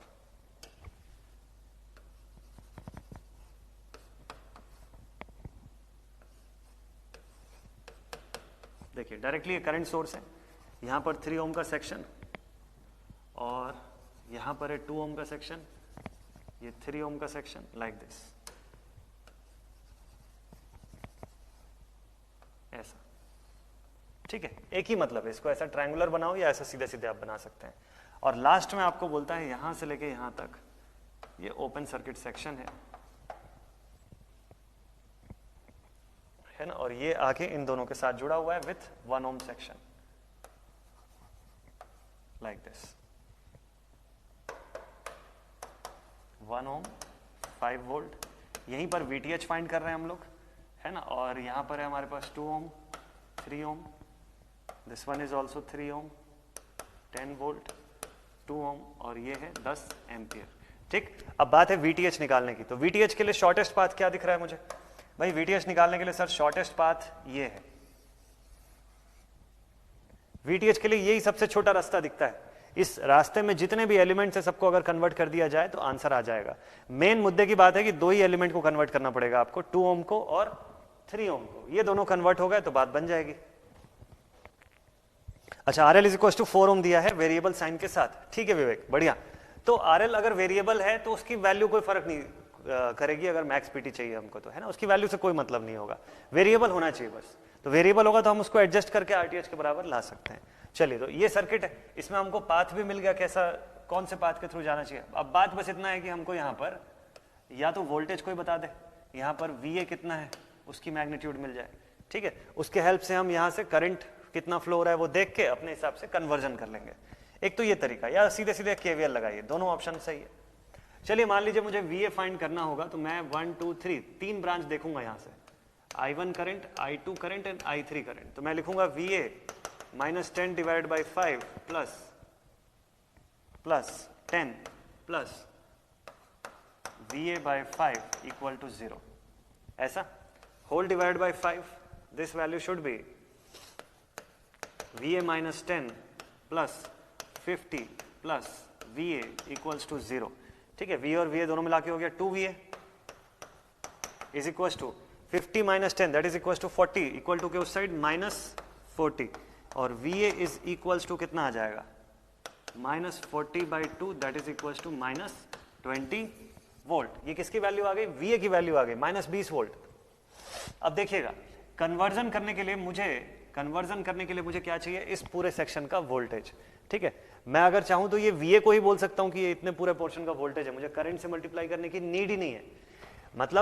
मतलब ये है कि यहां से लेके यहां तक का वोल्टेज तो VA ही होगा ना। तो अगर -20 आया तो वो -20 होगा यहां तक, इन दो पॉइंट्स के बीच में -20, यहां कोई वोल्टेज नहीं बनेगा और यहां बनेगा 5 वोल्ट। तो -20 और 5, बस इतना ही है मेरे पास टोटल। बट ठीक है, फिर भी है ना, -20 और +5 का वोल्टेज आ रहा है। ये -20 यहां से यहां तक का वोल्टेज और +5 इधर से। अगर शॉर्ट में आप बनाओ तो, डिटेल्ड फॉर्म में बनाओगे तो कोई दिक्कत नहीं, आपको पहले I3 निकालना पड़ेगा, फिर I3 × 2, फिर I3 × 3, सब प्लस माइनस साइन लगाते हुए आंसर वही आएगा, कुछ नहीं चेंज होगा। आप बना सकते हैं। VA -10/2 होगा ना सर? कहां पर यहां बोल रहे हो क्या ऋतिक? 2 और 3 भी है ना, 2 और 3 भी है, दोनों मिला के 5 आएगा ऋतिक, देखिए एक बार, है ना। तो बताइएगा दीप्ति का आंसर कितना है? VA is equal to -15। Hirag Jyoti ने लिखा कि 5 वोल्ट उल्टा होगा सर, 5 वोल्ट उल्टा होगा सर। अरे यार, 5 वोल्ट उल्टा होगा ना, राइट, बिल्कुल सही, ऐसा होगा ना 5 वोल्ट। अब सही है, ठीक है। चलिए देखते हैं। 1 ओम के थ्रू भी तो ड्रॉप होगा ना सर? नहीं, 1 ओम के थ्रू नहीं होगा अनुपा। 1 ओम जो है, आप अगर मैश एनालिसिस भी करके देखिए, क्या ये कोई मैश का हिस्सा है? नहीं है। दिस ब्रांच इज डिस्कनेक्टेड, ये टूटा हुआ ब्रांच है, इसमें कोई करंट नहीं जाएगी 1 के अंदर, इसके थ्रू फ्लो होने वाली करंट इज 0। आप जंक्शन का एनालिसिस भी करेंगे तो जंक्शन से 1 2 3 तीन ही ब्रांच दिखेगा, ये चौथा जो है ये कंसिडर ही नहीं होगा। तो इसलिए 1 ओम में कुछ नहीं जाने वाला, पैसिव एलिमेंट है, कोई करंट नहीं जा रही है। तो फिर सर 5 को क्यों लिए? 5 को इसलिए लिए क्योंकि वो एक्टिव एलिमेंट है ना, वो खुद ही एक सोर्स है, उसको किसी की जरूरत नहीं है, तो वो सप्लाई दे सकता है। 5 वोल्ट का साइन होगा सर, 5 वोल्ट का साइन होगा, हिराग ज्योति ने लिखा हुआ है, ये साइन होगा ना, नीचे प्लस ऊपर माइनस। ठीक है, तो देखिए VA की वैल्यू आ गई। एक तो तरीका शॉर्टकट वाला है कि आप सीधे सीधे बता दीजिए VA जो है वो -20 है, और देखिए VTH के लिए आप ऐसा साइन बनाएंगे, नीचे आपका 5 ऐसा बना हुआ है, और इसके लिए आपने बता दिया कि ये पूरा -20 वोल्ट है।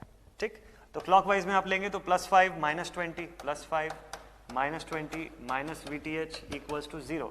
सो VTH is equals to -15 volt. एक तो ये तरीका है, डायरेक्ट आ जाएगा। थोड़ा सा और डिटेल में अगर देखना होगा तो कोई दिक्कत नहीं है, आप क्या करेंगे, आप पहले I3 निकालेंगे। I3 is equals to VA divided by 5, यानी -20 डिवाइडेड बाई 4, है ना, सॉरी यार, -20 डिवाइडेड बाई 5 होगा ना, divided by 5, that is equals to 4 ampere. अब देखिए I3 जहां एंटर कर रही है प्लस, जहां लीव कर रही है माइनस, फिर जहां एंटर कर रही है प्लस, जहां लीव कर रही है माइनस। इस हिसाब से अगर मैं VTH का पोलैरिटी ड्रॉ करूं तो ऐसा दिखेगा।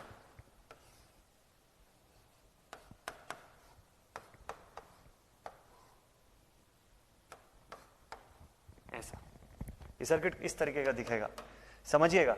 थोड़ा सा फास्ट बना रहे हैं हम लोग, लेकिन अब आपको समझ में आने लग जाएंगी चीजें। ये वाला 5 वोल्ट 1 में कुछ नहीं हो रहा है, इसलिए कुछ नहीं ड्रॉ किया मैंने यहाँ पे। ये 3 ओम के अक्रॉस देखिए क्या करंट जा रहा है, I3 ऊपर से एंटर कर रहा है, इसलिए ऊपर प्लस, नीचे माइनस। I3 की वैल्यू -4, -4 इंटू 3, 4 2 8, 4 3 12, लेकिन माइनस में। वैसे ये I3 2 के अंदर एंटर कर रहा है, जहां एंटर कर रहा है प्लस, जहां से लीव कर रहा है माइनस। ऐसा बना सकते हैं आप इसको, ठीक है। मैग्नीट्यूड कितना आएगा, -4 इंटू 2, -8 वोल्ट। क्लॉकवाइज डायरेक्शन में लिखते हैं, चलिए इसके बारे में। तो ये हो जाएगा -VTH plus 5 plus of -12 plus of -8 equals to 0। दो तरीके में जस्ट बता रहा हूं आपको। एक शॉर्ट तरीका है कि अगर आपको कन्वेंशन समझ में आ गया तो सीधे सीधे इसी से बनाइए आप, डायरेक्ट आपका आंसर आ जाएगा। 3 नहीं दिखा, कोई दिक्कत नहीं है रहते, कोई दिक्कत नहीं है, ऐसा होता है। वो ऐसा ट्विस्ट करके इस तरफ बना हुआ है ना, इसलिए वो मिस हो गया होगा, कोई बात नहीं। चलिए देखते हैं। और या तो आप ऐसा डिटेल्ड फॉर्म में बनाइए, आंसर आपका सेम ही आना है। VTH को उधर भेज देते हैं, यहां कितना बचेगा 5 -12 -8, 5 -12 -8 equals to VTH। So VTH is equals to, ये हो गया -20 plus 5, that is equals to -15 volt. तो दोनों में से कोई भी तरीका आप अपनाइए, आंसर आपका सेम आना है।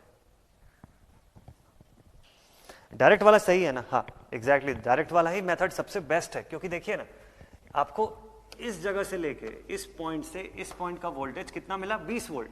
क्यों अलग अलग एक एक का सॉल्व करके और टेंशन बढ़ाना, ठीक है। सीधे सीधे मैंने इसको अगर प्लस में ले लिया और इसको माइनस में ले लिया, सीधे मुझे मिल गया -20 वोल्ट्स, ठीक है, इसका काम खत्म।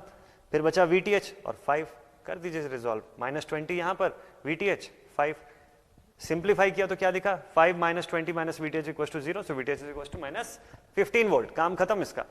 अब बारी है RTH की, अब बारी है RTH निकालने की, ठीक है। RTH क्या होगा इसका, चलिए देखते हैं। सो RTH, ये तो ओपन सर्किट हो जाएगा, इसी सर्किट में सॉल्व कर लेते हैं, कुछ नहीं ड्रॉ करते हैं अलग से। दिस इज ओपन सर्किट, ये हो गया 3 into 5, ये हो गया 3 into 5, 5 पैरेलल टू 5 है ना, यानी 25/10। और 25/10 जो आएगा, इन दोनों को रिजॉल्व करने के बाद जो 25/10 आया, that is in series with 1। तो RTH आपका आ गया 25/10 सीरीज विथ 1। 5 5 25, 5 2 10, यानी 5/2 plus 1, 2 1s are 2 and 5, that is 7/2। यही वैल्यू है क्या RTH की? अभिषेक हाँ, डायरेक्ट 20 वोल्ट ले सकते हैं ना माइनस वाला, लेकिन VTH नहीं है वो यहां से लेके यहां तक का वोल्टेज है अभिषेक, ये ध्यान रखिएगा। इस पॉइंट से इस पॉइंट के बीच का टोटल वोल्टेज है, लेकिन ये 5 भी तो रहेगा ना, 5 को भी इंक्लूड करना, 5 को मिस नहीं करना है। यस, RTH की वैल्यू 3.5, वहीं पहुंचे क्या हम लोग? हाँ 3.5 ओम्स। एकदम फास्ट कैलकुलेट करना है आप लोगों को। फाइनली P मैक्स की वैल्यू मैं एकदम रफ में कैलकुलेट कर रहा हूं, आप बढ़िया से फेयरली बनाइएगा पूरा अपनी कॉपी में, है ना। जस्ट फास्ट सॉल्व हो जाए करके मैं एकदम रफ में बना रहा हूं। So P max is equal to VTH का स्क्वायर, कितना है भाई VTH, -15 का square divided by 4 times of 7/2, ऐसा, ठीक है। चलिए सॉल्व करते हैं।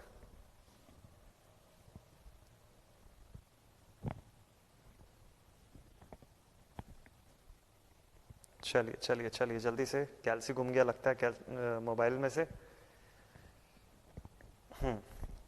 फाइनल आंसर P मैक्स का राहुल का आ रहा है 64.28, विनय का आ रहा है 16.07। सर वो -2P अभिषेक ने लिखा हुआ है, बताइएगा क्या चीज है। चलिए, so this is 15 into 15 whole divided by 4 times of 7/2, तो वैल्यू आ गई 16.0714, यही आ रहा है क्या? मनीष का आ गया, दीप्ति का भी आंसर आ गया। सर V0 तो तीनों ब्रांच का वोल्टेज है ना, V0 तो ठीक है अभिषेक, VTH थोड़ी ना होगा वो। देखिए ये आपका V0 आया ना, V0 जो है इन सब के लिए है, लेकिन VTH जो आपको निकालना है वो तो इस पॉइंट से इस पॉइंट तक का वोल्टेज होगा ना, जिसमें 5 वोल्ट भी ऐड या सब्ट्रैक्ट करना पड़ेगा, फिर डायरेक्शन हम देखेंगे तो पता चलेगा कि 5 वोल्ट भी उसमें ऐड हो रहा है अलग से, है ना। So this from this point two this point, यहां तक या इन दो पॉइंट्स या इन दो पॉइंट्स के बीच -20 है, ये ध्यान रखिएगा। VA की वैल्यू कितनी है आपकी? -20 वोल्ट। तो VA से V0 के बीच चाहे किसी भी रास्ते से जाइए, वैल्यू आपकी -20 वोल्ट आई है। लेकिन ध्यान दीजिएगा, एनालिसिस करने के समय आपने इस ब्रांच को लिया, इस ब्रांच को लिया और इस ब्रांच को लिया, ये ब्रांच का नहीं किया एनालिसिस, क्योंकि ये टूटी हुई ब्रांच थी, ओपन सर्किट थी, ठीक है। तो आप बोल सकते हैं कि इस पॉइंट से इस पॉइंट सर यहां तक टोटल 20 वोल्ट है, या इस पॉइंट से इस पॉइंट इस रास्ते से भी जाऊं तो 20 वोल्ट, यहां से यहां भी जाऊं तो 20 वोल्ट, ठीक, -20 मतलब।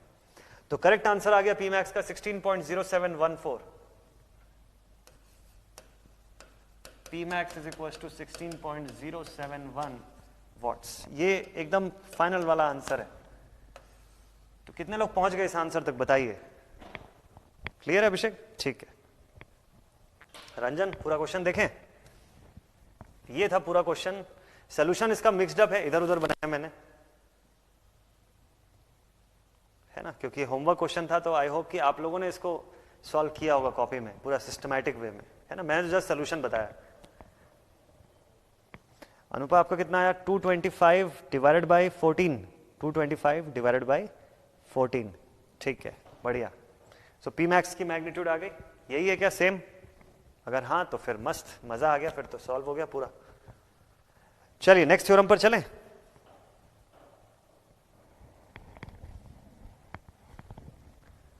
राहुल ने लिखा कि सर मैं 4 से डिवाइड करना भूल गया था। अच्छा, 4 से डिवाइड, यहां पर 4 टाइम्स ऑफ RTH। अच्छा, मैं समझ गया, वो 4 टाइम्स ऑफ RTH का 4 लेना भूल गए थे आप। सर 10 वोल्ट वाली ब्रांच लिया तो VTH चेंज होगा ना? सर बिल्कुल किसी भी केस में नहीं चेंज होगा। इससे बनाइए VTH, इसी से बनाइए VTH, क्या दिक्कत है भाई? देखिए आप इसको भी लेंगे तो क्या दिक्कत क्या जाएगी? देखिएगा नयन, इसको समझिएगा कंसेप्ट को। मैंने आपको बोला VA की वैल्यू कितनी है? -20 है। तो आप इस ब्रांच को यहां से यहां भी अगर लेंगे तो भी तो -20 होगा ना। और -20 के बाद अगला एलिमेंट क्या है? 1, उसके बाद क्या है? 5। तो 1 में तो कुछ नहीं होना है, फिर से आ जाएगा वही 5, फिर से यही सर्किट बनेगी। आप इस ब्रांच से भी बनाइए, इधर से भी बनाइए। अभी तो खैर KCL से बना रहे हैं, आप अगर KVL से भी बना के देखिएगा, आप इस ब्रांच से लीजिए, कोई दिक्कत नहीं, आपके आंसर में कुछ एक डेसिमल का भी चेंज नहीं आएगा। जब ऐसा डाउट आता है तो बना के देखना चाहिए। ये देखिए, आप इस ब्रांच को लीजिए, भले ही ये शॉर्टेस्ट ब्रांच ना हो, लेकिन आंसर आपको सेम देगी VTH का। थोड़ा टाइम ज्यादा लगेगा इसमें, और क्या होगा, है ना। हम लोगों ने अभी कौन सा ब्रांच लिया? हम लोगों ने अभी ये वाला ब्रांच कंसिडर किया। इसको ना लेके अगर कोई स्टूडेंट बोले कि सर मैं इस ब्रांच से जाना चाहूं तो क्या बुराई है? बना सकते हैं, आंसर में एक डॉट का फर्क नहीं आएगा, एकदम डिट्टो आंसर आएगा। करेक्ट निकला विवेक का भी, बढ़िया यार, वेरी नाइस। एंड सही भी हो गया, दीप्ति ने लिखा, वेरी नाइस यार। सेम आ गया ना रिंकू का भी, बहुत ही सही, बहुत ही सही। RTH बता दूं, तारिक ने लिखा हुआ है। RTH तो इसका सिंपल है तारिक, इसके RTH में तो कुछ खास नहीं है। देखिए RTH के लिए क्या करना था, शायद ये सर्किट इसमें बहुत सारा कुछ हम लोगों ने सॉल्व कर लिया, इसलिए वो दिख रहा होगा, कचरा जैसा दिख रहा होगा ना। थोड़ा सा फ्रेश सर्किट ले लेते हैं। चलिए इसको दूसरे पेज में लेके चलते हैं। यहाँ पर रफ वर्क हो गया खूब सारा। देखिए RTH के लिए करना क्या था, सेम वही थिंग, लोड रेजिस्टर को रिमूव कर दिए और जितने ये सब एक्टिव सोर्सेज हैं इनको रिप्लेस कर देते हैं बाय देयर इंटरनल इंपीडेंस। सबसे बड़ी बात होगी जब करंट सोर्स को रिप्लेस करेंगे। करंट को रिप्लेस कर दिया, ये ब्रांच ही पूरी रिडंडेंट हो गई, बाकी सब ब्रांचेस तो क्लोज हो जाएंगी, वो छूट जाएगी वैसे। तो अब देखिए आपको क्या दिखा, 2 and 3 5, यहां पे भी क्या है 2 and 3 5। तो नेटवर्क कैसा बनेगा आपका? ऐसा, एक 5 ओम इनका रिजल्टेंट, इन दोनों का, इसके सामने एक और 5 ओम इन दोनों भाई साहब का रिजल्टेंट, दिस इज 5। और लास्ट में हमारे पास यहां ऐसे बीच से निकलता है ये A पॉइंट और इनके रिजल्टेंट के साथ बीच से निकलता है ये B point. This is our RTH, 5 parallel to 5। अच्छा हाँ सॉरी, ये 1 भी है नीचे, इसको भूलना नहीं है, नहीं तो ये क्वेश्चन गलत करवा देगा, है ना। ये एक 1 ओम को लेना है साथ में। तो इनका रिजल्टेंट सॉल्व कर लिया, 5 पैरेलल टू 5 जो भी आया सीरीज विद 1। तो 5 into 5 upon 5 plus 5 that is 25/10, 25/10 यानी कि 5/2। हाँ 5 5 25, 5 2 10, ठीक है। तो 5/2 सीरीज विद 1 प्लस 1, तो 2 1 2 प्लस 5 दैट इज 7/2। खत्म क्वेश्चन।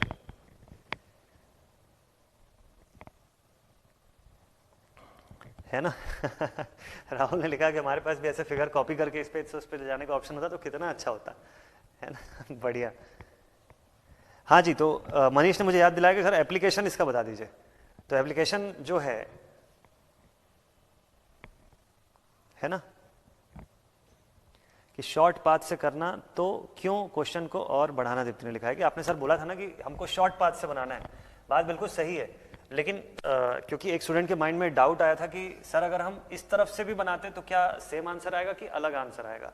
तो this is a conceptual doubt, तो कंसेप्ट हमारा नहीं बिगड़ना चाहिए, इसलिए जस्ट मैंने ये बताया कि आप किसी भी पाथ से बनाइए आपका आंसर सेम आएगा, है ना। तो आप चाहें तो इससे भी बना के देख सकते हैं, लेकिन बेटर ऑप्शन ये होता है कि जितना हो सके ए से बी के बीच का जो सबसे छोटा रास्ता होता है उसी को सेलेक्ट करिए, ताकि आपका सिंप्लीफिकेशन, मतलब आपका जो कैलकुलेशन वर्क है वो थोड़ा आसान हो जाए। ठीक है, ठीक है दिनेश, भेजिएगा बिल्कुल, आप सेंड करिए, है ना। हाँ, तो मनीष ने मुझे याद दिलाया कि सर इसका रेसिप्रोसिटी थ्योरम का एप्लीकेशन बता दीजिए। तो ये पहले मैंने आप लोगों से पूछा है, तो एक बार आप लोग ना जल्दी से बताइए रेसिप्रोसिटी थ्योरम का एप्लीकेशन कहां पे होता होगा। फिर मैं आपको टेलिजेंस पे लेके चलता हूं, है ना, फिर मैं आपको टेलिजेंस थ्योरम पर लेके चलता हूं।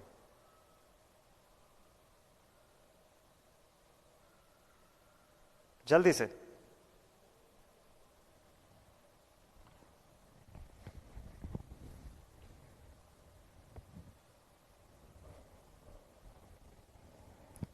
ठीक है, भेज दिया आपने दिनेश। ठीक है, डिस्कस करेंगे उसको। तो आरटीएच अभी क्लियर ना, आरटीएच अभी क्लियर। नाउ लास्ट पॉइंट इसके बारे में कि एप्लीकेशन ऑफ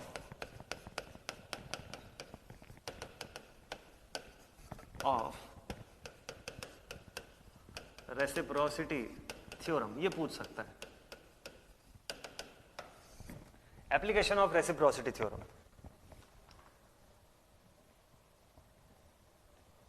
ठीक है, एप्लीकेशन ऑफ रेसिप्रोसिटी थ्योरम।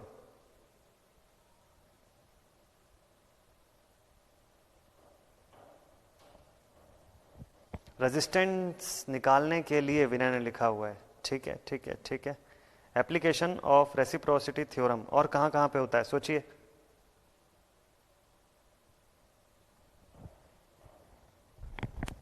देखिए, इसका सबसे बड़ा जो एप्लीकेशन होता है,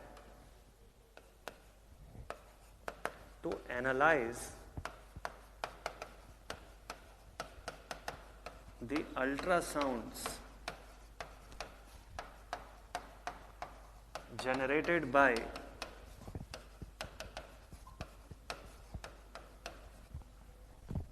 by high frequency heating of elastic bodies। Elastic bodies जो होती है उनकी जब हम हाई फ्रीक्वेंसी हीटिंग करते हैं, यूडब्ल्यूटी सब्जेक्ट में आप पढ़ते भी हैं इसके बारे में, कि हाई फ्रीक्वेंसी हीटिंग अगर उनको प्रोवाइड किया जाए तो जो अल्ट्रासाउंड जो क्रिएट होते हैं उनकी एनालिसिस करने के लिए दोनों ही डायरेक्शन से हम उनकी एनालिसिस कर सकते हैं। मतलब कि एक्साइटेशन अगर जहां से हीट प्रोवाइड कर रहे हैं वहां पे भी रख के हम देख सकते हैं, और एक्साइटेशन को जब अल्ट्रासाउंड का वेव जब उस इलास्टिक बॉडी से जो टकरा रहा है उसके बेसिस पर भी हम एक्साइटेशन की जगह बदल के भी देख सकते हैं कि ये एनालिसिस जो है वो बैलेंस्ड फॉर्म में रेसिप्रोसिटी को फॉलो कर रही है या नहीं कर रही है। ठीक है, सबसे बड़ा इसका यूसेज तो इसी फॉर्म में होता है, इसको जरूर से लेके रखिए, कभी कभी पूछ सकता है एग्जाम में आपको, है ना, ये कभी पूछ सकता है।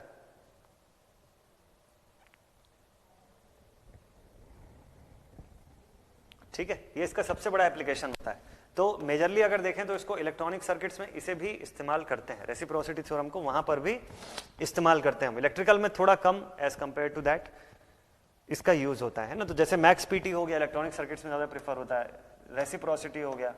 और इसी के साथ अब शुरू करने जा रहे हैं नेक्स्ट थ्योरम अपना, इसी के साथ शुरू करने जा रहे हैं नेक्स्ट थ्योरम, दैट इज, देखो सिंपल सा थ्योरम है, दैट इज टेलिजेंस थ्योरम। सिंपल छोटा सा थ्योरम है, दिस इज द टेलिजेंस थ्योरम। ठीक है, न्यू हेडिंग बना लेते हैं, लिखना शुरू करते हैं इसके बारे में। प्रीवियस स्लाइड दिखाऊं? ठीक है Hrithik. To analyse the ultrasound generated by high frequency heating of elastic bodies, elastic bodies की जब आप हाई फ्रीक्वेंसी हीटिंग करते हैं तो जो अल्ट्रासाउंड्स क्रिएट होते हैं उसकी एनालिसिस के लिए रेसिप्रोसिटी की जरूरत पड़ती है। हमको देखना पड़ता है कि अगर अंदर पैसिव नेटवर्क वही है एक्साइटेशन और एक्साइटेशन की जगह को मैं बदल दूं तो क्या रिस्पॉन्स अभी भी सेम आ रहा है, या उस इलास्टिक बॉडी के में होने वाले कुछ चेंजेस की वजह से रिस्पॉन्स बदल जा रहा है? अगर बदल जा रहा होगा तो मतलब रेसिप्रोसिटी को वो नहीं फॉलो कर रहा है ना। तो उनका एनालिसिस करने के लिए हमको इसकी जरूरत पड़ती है। ठीक है, नोट कर लेंगे तो बताइएगा, फिर आगे बढ़ते हैं नेक्स्ट इंटेलिजेंस थ्योरम पर, है ना। ठीक है, हिराग ज्योति कर दिया मैंने बैक, आप लिख लीजिए एक बार जल्दी से।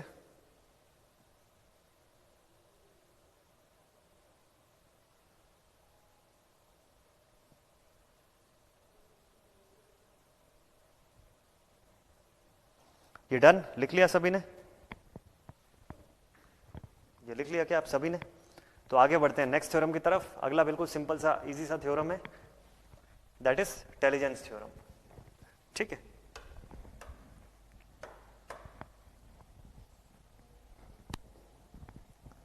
डन ना? ठीक है ठीक है ठीक है।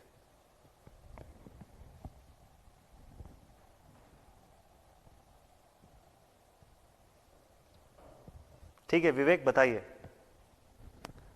बताइएगा विवेक, है ना। चलिए तब तक इसका स्टेटमेंट लिखाता हूं मैं। So according to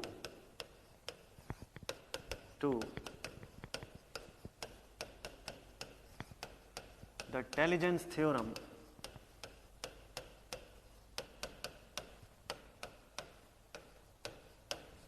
in any lumped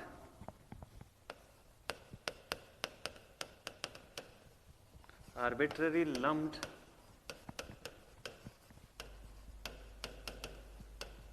network,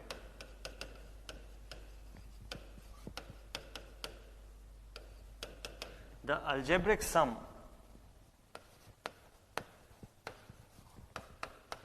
of power in all of its branches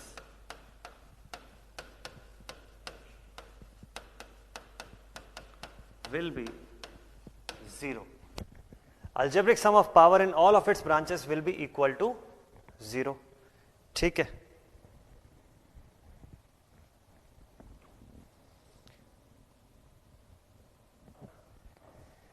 ठीक है विवेक। अच्छा आपका कमेंट ऊपर का मैं देख लेता हूं, एक सेकंड।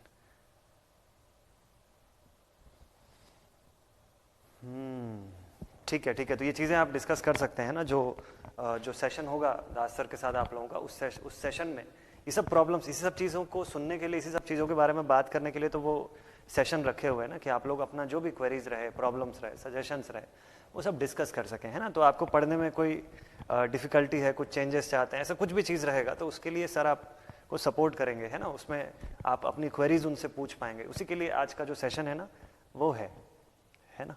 ये सब जो भी इशू आ रहा होगा वो सब आप उनके सामने रख सकते हैं, तभी तो वो सोल्यूशन प्रोवाइड करेंगे। आज ही है ऋतिक, आज ही है वो सेशन, मुझे लगता है कि आज 10 बजे होगा। एक बार देखिएगा, आप लोग के ऐप में दिखा भी रहा होगा आज का, है ना। चलिए, तो राहुल ने लिखा कि सर प्रीवियस स्लाइड देखने के लिए जो बोलेगा पार्टी देगा। ठीक है, सही बात है राहुल, है ना। बाद में रिकॉर्डेड में भी खैर देख सकते हैं, वैसे इतना टाइम मिल जाता है कि लिख लेते होंगे मुझे लगता है ना। चलिए ठीक है, फिर इसे डिस्कस करेंगे। चलिए तो कंटिन्यू करें। लिखा हुआ है according to the intelligence theorem in any arbitrary lumped network the algebraic sum of power in all of its branches will be 0। ये आर्बिट्ररी का मतलब क्या होता है?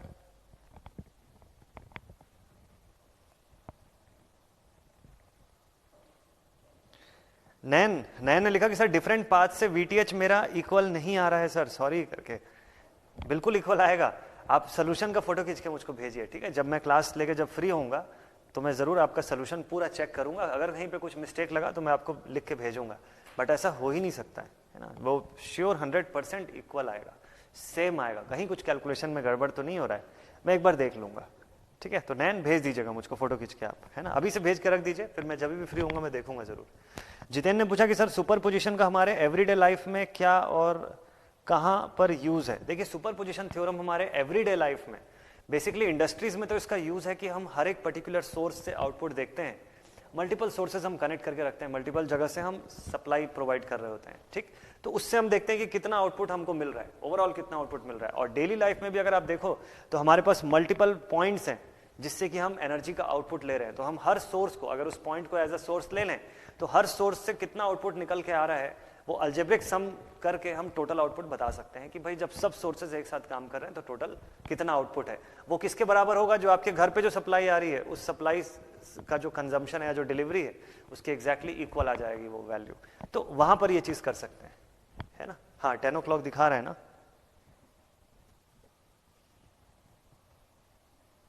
ठीक है दीप्ति, यस है ना, ठीक है।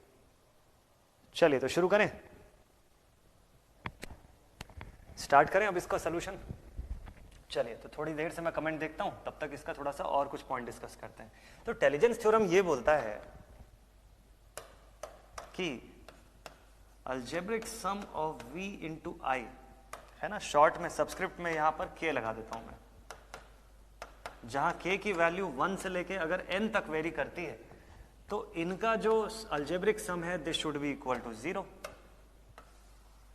भाई क्यों है ऐसा? पर law of conservation of power की बात कर रहे हैं, law of conservation of energy या पावर की आप बात कर सकते हो इसमें। आप बोल सकते हो कि एक सर्किट में जितना एनर्जी है, जितना पावर हम डिलीवर कर रहे हैं उतना ही डिसिपेट होगा ना उससे कम ना उससे ज्यादा। ज्यादा पावर कैसे डिसिपेट कर सकता है भाई? एक सोर्स जितना पावर भेज रहा होगा उस सर्किट के अंदर, उस नेटवर्क के अंदर, वो नेटवर्क उतना ही पावर तो डिसिपेट कर सकती है, ना उससे कम ना उससे ज्यादा। तो बोलने का मतलब ये है कि एक नेटवर्क के अंदर जितनी भी ब्रांचेस है, आप उन सब ब्रांचेस का पावर कैलकुलेट कर लीजिए, सभी पावर्स का अलजेब्रिक सम आप कर लीजिए, net power will become equal to 0। बस यही है इंटेलिजेंस थ्योरम। इसका एग्जाम में क्या क्वेश्चन आता है पता है? स्टेटमेंट बेस्ड क्वेश्चन आता है। स्टेटमेंट बेस्ड बहुत बढ़िया क्वेश्चन आता है इसके ऊपर, देखेंगे, ठीक है। चलिए देखते हैं। हाँ अभिषेक ने लिखा कि आर्बिट्ररी मींस कुछ भी नेटवर्क हो। अब देखिए यहां पे एक बहुत बढ़िया सा थिंग है, आपके माइंड में क्वेश्चन आएगा कि सर इसमें आपने और कंडीशन तो बताया ही नहीं कि लीनियर, बाइलैटरल, यूनिलैटरल किस पे एप्लीकेबल है किस पे नहीं है, ये तो आपने बताया नहीं, बस लम्ड लिख के छोड़ दिया आपने। सर आपने तो बस लम्ड लिखवा दिया, बाकी का क्या होगा? तो देखिए नेटवर्क चाहे लीनियर हो, बाइलैटरल हो, यूनिलैटरल हो, अच्छा नॉन लीनियर भी चलेगा, टाइम वेरिएंट भी चलेगा, ठीक है, और टाइम इनवेरिएंट भी चलेगा, है ना। Linear, non linear, unilateral, bilateral, linear, time variant, time invariant, ये सब जितना भी चीज है ना लम्ड अगर होना चाहिए, बाकी इन सब पे एप्लीकेबल है, एप्लीकेबल टू ऑल, इन सभी के ऊपर एप्लीकेबल है ये। यही बस एक ऐसा थ्योरम है जो इन सब टाइप की चीजों पर एप्लीकेबल है।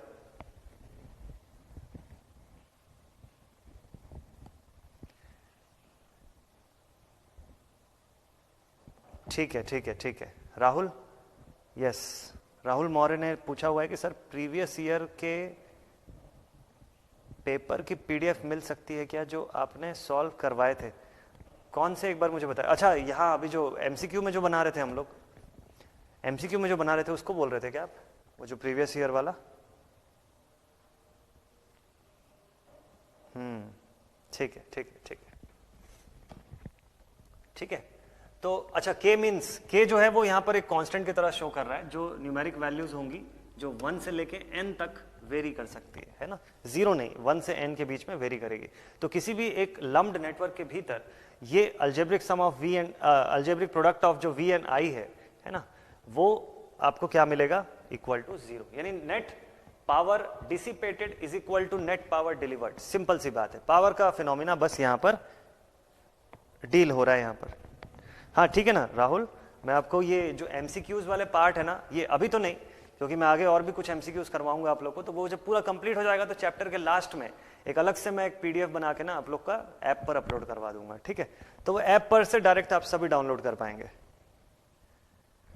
बिल्कुल सही है ना। राहुल जायसवाल ने लिखा है कि सर ऑलराउंडर थ्योरम है, सब पर चलेगा, बिल्कुल लम्प्ड होना चाहिए। अच्छा एक चीज सोच के बताइएगा कि ये थ्योरम एसी सर्किट्स पे एप्लीकेबल है कि नहीं है, एसी सर्किट्स पर एप्लीकेबल है कि नहीं है, जल्दी से ये सोच के आंसर करिएगा। ठीक है ना अभिषेक, डाउट आएगा बताइएगा आप, है ना। कल का क्लास मिस हुआ ना, कोई दिक्कत नहीं है, डाउट जहां पर भी आए मुझसे बताइएगा। तो जितना भी हमारा ऐसा नेटवर्क होता है इन सब के ऊपर आप अप्लाई कर सकते हैं। एक तो क्वेश्चन यहीं से बनता है कि ऐसा कौन सा थ्योरम है जो लीनियर या नॉन लीनियर टाइम वेरिएंट ऐसे सर्किट्स पे एप्लीकेबल है। तो आप बता सकते हैं कि टेलिजेंस थ्योरम है। टेलिजेंस थ्योरम किस चीज में डील करता है, algebraic sum of VI is equal to 0। किसी भी नेटवर्क के अंदर हर ब्रांच में जितना भी पावर डिसिपेट होगा सबका अलजेब्रिक सम 0। इसको लिख लिए कि आप लोग, तो हटाते हैं, सीधे क्वेश्चन पे लेके चलता हूं आपको। विनय ने लिखा एप्लीकेबल है, अनुपा ने लिखा मे बी, और विवेक ने लिखा हाँ सर एप्लीकेबल है, रंजन ने लिखा नहीं है सर, दीप्ति ने लिखा नहीं apply only on DC network, Vivek ने लिखा शायद। अब ये शायद और मे बी वाला ऑप्शन जो है वो JEE के एग्जाम में नहीं आता है, हटा दीजिए उसको, है ना। कितना अच्छा होता कि एग्जाम में एक ऑप्शन शायद का भी आता तो। एसी एप्लीकेबल यस, विश्वनाथ ने लिखा ठीक है। नयन ने लिखा कि एसी सर्किट लम्प्ड होना चाहिए, डिस्ट्रीब्यूटेड नहीं होना चाहिए। ये किया आपने काम की बात, है ना, ये किया आपने काम की बात एसी डीसी सर्किट की नहीं है, बात है लम्प्ड और डिस्ट्रीब्यूटेड की। अब एसी में भी ट्रांसमिशन सिस्टम को या ट्रांसमिशन लाइन की मैं बात करूं तो उसमें जो medium and long range transmission line आता है उसका अलग पैरामीटर होता है, जो शॉर्ट रेंज का ट्रांसमिशन लाइन है उसका पैरामीटर अलग है तो सब एसी सर्किट्स के ही पार्ट, है ना। लेकिन बात यहां पे है कि एसी सर्किट्स में जब तक एसी सर्किट भी लम्प्ड फॉर्म में रहेगा तो ठीक है, मोस्ट वेलकम। और अगर एसी सर्किट डिस्ट्रीब्यूटेड फॉर्म में गया तो भीड़ कम, तब जरूरत नहीं है भाई आपकी, ठीक है। ऐसा बोलता है ये थ्योरम, तब टेलिजेंस थ्योरम बोलता है फिर हमको जरूरत नहीं है, फिर हम नहीं अप्लाई कर सकते इस पर। हाँ लम्प्ड पे है तो मोस्ट वेलकम, तब ठीक है, लम्प्ड होना चाहिए। और डीसी तो हर कंडीशन में लम्प्ड ही होना है, तो डीसी पे तो होना ही होना है, ठीक है। चलिए आगे बढ़े। अब नेक्स्ट इसका थोड़ा सा क्वेश्चन बना के देखते हैं। इसमें कोई बहुत ज्यादा वेरिएशन है नहीं क्योंकि ये सभी के ऊपर एप्लीकेबल है, तो इसकी लिमिटेशन कुछ खास नहीं है। हाँ, और आखिरी में मैं आपसे पूछूंगा इसका एप्लीकेशन कि ये कहाँ पे अप्लाई होता है, किस चीज के लिए इसका यूज करते हैं। इसको भी एनालाइज करने के लिए यूज करते हैं, बट क्या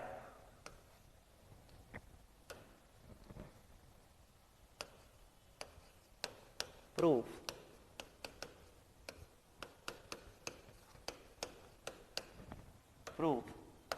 the Telligence theorem for given network। ठीक, नेटवर्क क्या है हमारे पास, देखते हैं। ये सब भले ही छोटे छोटे थ्योरम्स हैं, है ना, इसको हम वेटेज थोड़ा कम देते हैं, और यस एग्जाम में इससे क्वेश्चन भी बहुत कम आता है, लेकिन एक एक क्वेश्चन अब देखिए छोटे छोटे करके ये 4 थ्योरम्स है अपने आप में। इंटेलिजेंस है, रेसिप्रोसिटी है, कंपनसेशन है, मिलमेंस है, ये 4 थ्योरम है। अगर सबसे एक एक सवाल भी आ गया ना तो 4 क्वेश्चन वहीं के वहीं आ गया, और ये 4 क्वेश्चन जो बच्चा नहीं बनाएगा वो एक अच्छा खासा डिफरेंस से पीछे हो सकता है। तो छोड़ना कुछ भी नहीं है, हमको पढ़ के तो पूरा ही जाना है। अब देखो मैंने पूछा कि एप्लीकेशन क्या है, मैं आगे चल के पूछूंगा, दीप्ति ने पहले ही पूछ लिया मुझसे कि सर एप्लीकेशन क्या है इसका बताइए, तो मुझे क्वेश्चन ही नहीं करने देते हो आप लोग, है ना। पहले ही आप लोग पूछ लेते हो, है ना। इस बार मेरी बारी है, इस बार मैं क्वेश्चन कर रहा हूं, ठीक है। चलिए देखें, फिलहाल इस क्वेश्चन को सॉल्व करते हैं। जरा सा सिंपल सा सर्किट है, स्कोर कॉम्प्लिकेटेड नहीं करते हैं, डायरेक्टली सॉल्व करेंगे। वैल्यू लिख देता हूं मैं यहाँ पे 10 वोल्ट, 2 ohms का सेक्शन है, this is 2 ohm and 3 ohm, और ये हमारा 5 ohm का सेक्शन है, this is 4 ohm, 2 ohm and 3 ohm, ठीक है। टेलिजेंस थ्योरम लगाना है और आपको बोलता है कि इसमें बताइए इस गिवन सर्किट में कि टेलिजेंस थ्योरम यहां पे सेटिस्फाई होगा या नहीं होगा। तो भाई टेलिजेंस थ्योरम के सेटिस्फाई होने के लिए कंडीशन ये होनी चाहिए कि algebraic sum of VI should be equal to 0, where K should be equal to, ये शॉर्ट में VK IK, ठीक है, K is equal to 1 to n। ये कंडीशन प्रूफ करके बताना है। बोलने का मतलब यह है कि algebraic sum of power delivered should be equal to the algebraic sum of power dissipated. ठीक, इस बात से मतलब है। चलिए करते हैं, चलिए करते हैं। राहुल, काफी प्रैक्टिस करता हूं बट मुझे प्रैक्टिस के साथ साथ स्मार्ट स्टडी भी करनी है। राहुल, सबसे इंपॉर्टेंट थिंग ये है ना, कोई दिक्कत नहीं है, फर्स्ट सेकंड टाइम वाली बात ही नहीं है। आप अच्छा है, एज अ फ्रेशर आप अभी स्टडी कर रहे हो और अच्छी बात है, बस इतना कर लो यार। मैं समझता हूँ कि अभी टाइम कम निकल के आ रहा होगा, मैं लगभग रोज ही ये चीज़ बोलता हूँ, बट जानता हूँ कि टाइम अभी कम मिल रहा होगा आप लोग का, लाइव क्लासेस अभी बहुत सारा चल रहा है। बट कल भी मैंने बोला था, अभी भी मैं ये बोलूँगा कि यार रिविजन रोज़ के रोज़ ज़रूरी है। बहुत ज़्यादा इसका इम्पैक्ट पड़ता है, आपकी मेमोरी ना बहुत ज़्यादा डिमांड करती है कि आप अभी जो चीज़, जैसे कोई और पढ़ा रहा है, जैसे अब मैं ही पढ़ा रहा हूँ, मैंने ये सर्किट बनाया, अभी मैं आपको सॉल्व करके दिखाऊंगा, अभी सब आसान लगेगा, अभी एकदम जल्दी जल्दी बन जाएगा तुरंत, ऐसा होता है ना। ये बिल्कुल कॉमन सा थिंग है। आपकी गाड़ी खराब है और मैकेनिक के पास लेके जाओगे ना तो उसके पास चालू हो जाएगी तुरंत, आपके पास बस खराब रहेगी। तो एग्जैक्टली वही थिंग यहाँ पे भी, अब टीचर बोर्ड पे इसको सॉल्व करेगा ना तो एकदम लगेगा कि अरे यार कुछ है ही नहीं इसमें। तो लेकिन एक छोटे छोटे पॉइंट्स पे ना, कुछ कुछ जगह पे जाके हम अटक जाते हैं, जहां हम सोचे भी नहीं होते कि यहाँ पे अटक जाएंगे। वो तब पता चलता है जब आप सेल्फ स्टडी करते हो, जब आप नाइट में बैठ के अकेले ईयरफोन लगा के क्वेश्चन सॉल्व कर रहे हो, तो समझ में आता है कि यार ये तो समझ ही नहीं आ रहा, ये कैसे रिजॉल्व हुआ। यहाँ पे सर ने रेशियो लगा दिया, रेशियो हुआ कैसे था। तो उस समय दो ही चीज काम आएगी, या तो नोट्स या कोई दोस्त जो ऑनलाइन बैठा हो, ठीक है। तो बेस्ट थिंग है, आई नो ये सब इशू जाता है तो कोई दिक्कत नहीं है, बस स्मार्ट वर्क करने के लिए आपको सबसे पहले ना चीज़ों में पहले डिटेल में जाके देखना पड़ेगा। आपको जब पूरा चीज़ सीख जाओगे तब फिर उस पर आप खेल सकते हो, है ना। जब डिटेल्ड फॉर्म में चीज़ें सीख जाओगे तब फिर आप खेल सकते हो, फिर कोई दिक्कत नहीं जाएगी। बेस्ट एग्जाम्पल हाँ, मेरे साथ खुद ये चीज़ होता है ना, गाड़ी खराब है और मैकेनिक के पास ले जाते ही बन जाएगी, जो भी प्रॉब्लम होगा वो गायब हो जाता है उसके पास जाते ही। तो ये होता है। चलिए इस क्वेश्चन को सॉल्व करते हैं। तो देखते हैं क्या चाहिए हमको। इसने बोलता है कि अगर ये थ्योरम अगर सही है, इंटेलिजेंस थ्योरम, तो इसके हिसाब से इन सब के अक्रॉस का कितना कितना पावर है वो पता लगाना चाहिए, सभी की पावर का सम निकालना चाहिए, और इसका जो पावर डिलीवर्ड है, देखिए पावर डिलीवर्ड यहां पे कैसे आएगा। Power delivered is equals to V I, ठीक। वी आई क्या है, वोल्टेज 10 है, आई निकालना है, मतलब इस सर्किट में टोटल करंट कितनी जा रही होगी। तो टोटल करंट निकालने के लिए रेजिस्टेंस का पूरा वो करना चाहिए हमको, इक्विवेलेंट, और लास्ट में इसका यूज करके आई बताना चाहिए, I is equals to V by R, ठीक। तो रेजिस्टेंस कितने हैं टोटल, 2 and 3 5 और 5 10, 10 पैरेलल टू 4, देखते जाएगा, 10 पैरेलल टू 4 ये करना चाहिए, और उसके बाद 10 पैरेलल टू 4 करने के बाद लास्ट में जो रिजल्टेंट आएगा 3 और 2 के साथ सीरीज में आएगा, ठीक है। 10 into 4 upon 10 plus 4, 40 divided by 14 plus 5, हाँ ठीक है। इसको थोड़ा और छोटा कर लेते हैं, 2 7 वही होता है ना, 2 7 14 और 2 20, ठीक है। 20 by 7 5, 7 5 35 plus 20 यानी 55 by 7, ऐसा कुछ आ रहा होगा हमारा आर इक्विवेलेंट, ठीक। अब इससे हम लोग क्या निकाल लेंगे, करंट निकाल लेंगे। Current I is equal to V by R, V कितना है 10, आर कितना है 55 by 7 यानी कि 7 by 55, 5 1 5 2, ठीक है। 7 2 14 divide by 11, I is equal to 14 by 11। Direction ध्यान दीजिएगा, इस तरफ आ रही होगी करंट हमारी, ठीक, ठीक है राहुल। हाँ यार, फेवरेट तो है बाइक।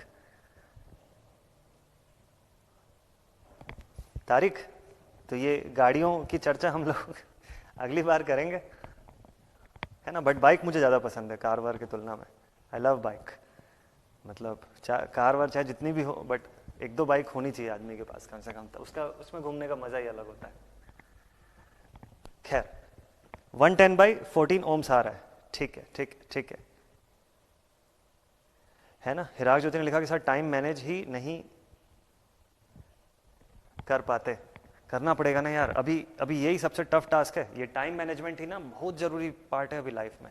ये अगर हम कर लिए बढ़िया से तो फिर सब सेट है, फिर लाइफ में फिर कोई टेंशन नहीं। हाँ जी, तो करंट की वैल्यू आई क्या किसी की, बताइए मुझे एक बार जल्दी से। करंट की वैल्यू आई क्या किसी की भी, है ना। करंट की मैग्नीट्यूड तक आप लोग पहुंच गए क्या? तो फिर पावर बताइएगा। तो फिर पावर इज इक्वल टू, चलिए टाइम कम बचा, एक बार जल्दी से कैलसी निकालते हैं, फटाफट से कंप्लीट कर लेते हैं। तो करंट की वैल्यू मेरे पास आ गई 14/11, 14/11 है ना, और वोल्टेज मेरे पास था 10 वोल्ट। तो पावर मैं निकाल लेता हूं अलजेब्रिक सम ऑफ प्रोडक्ट यार, V इंटू आई।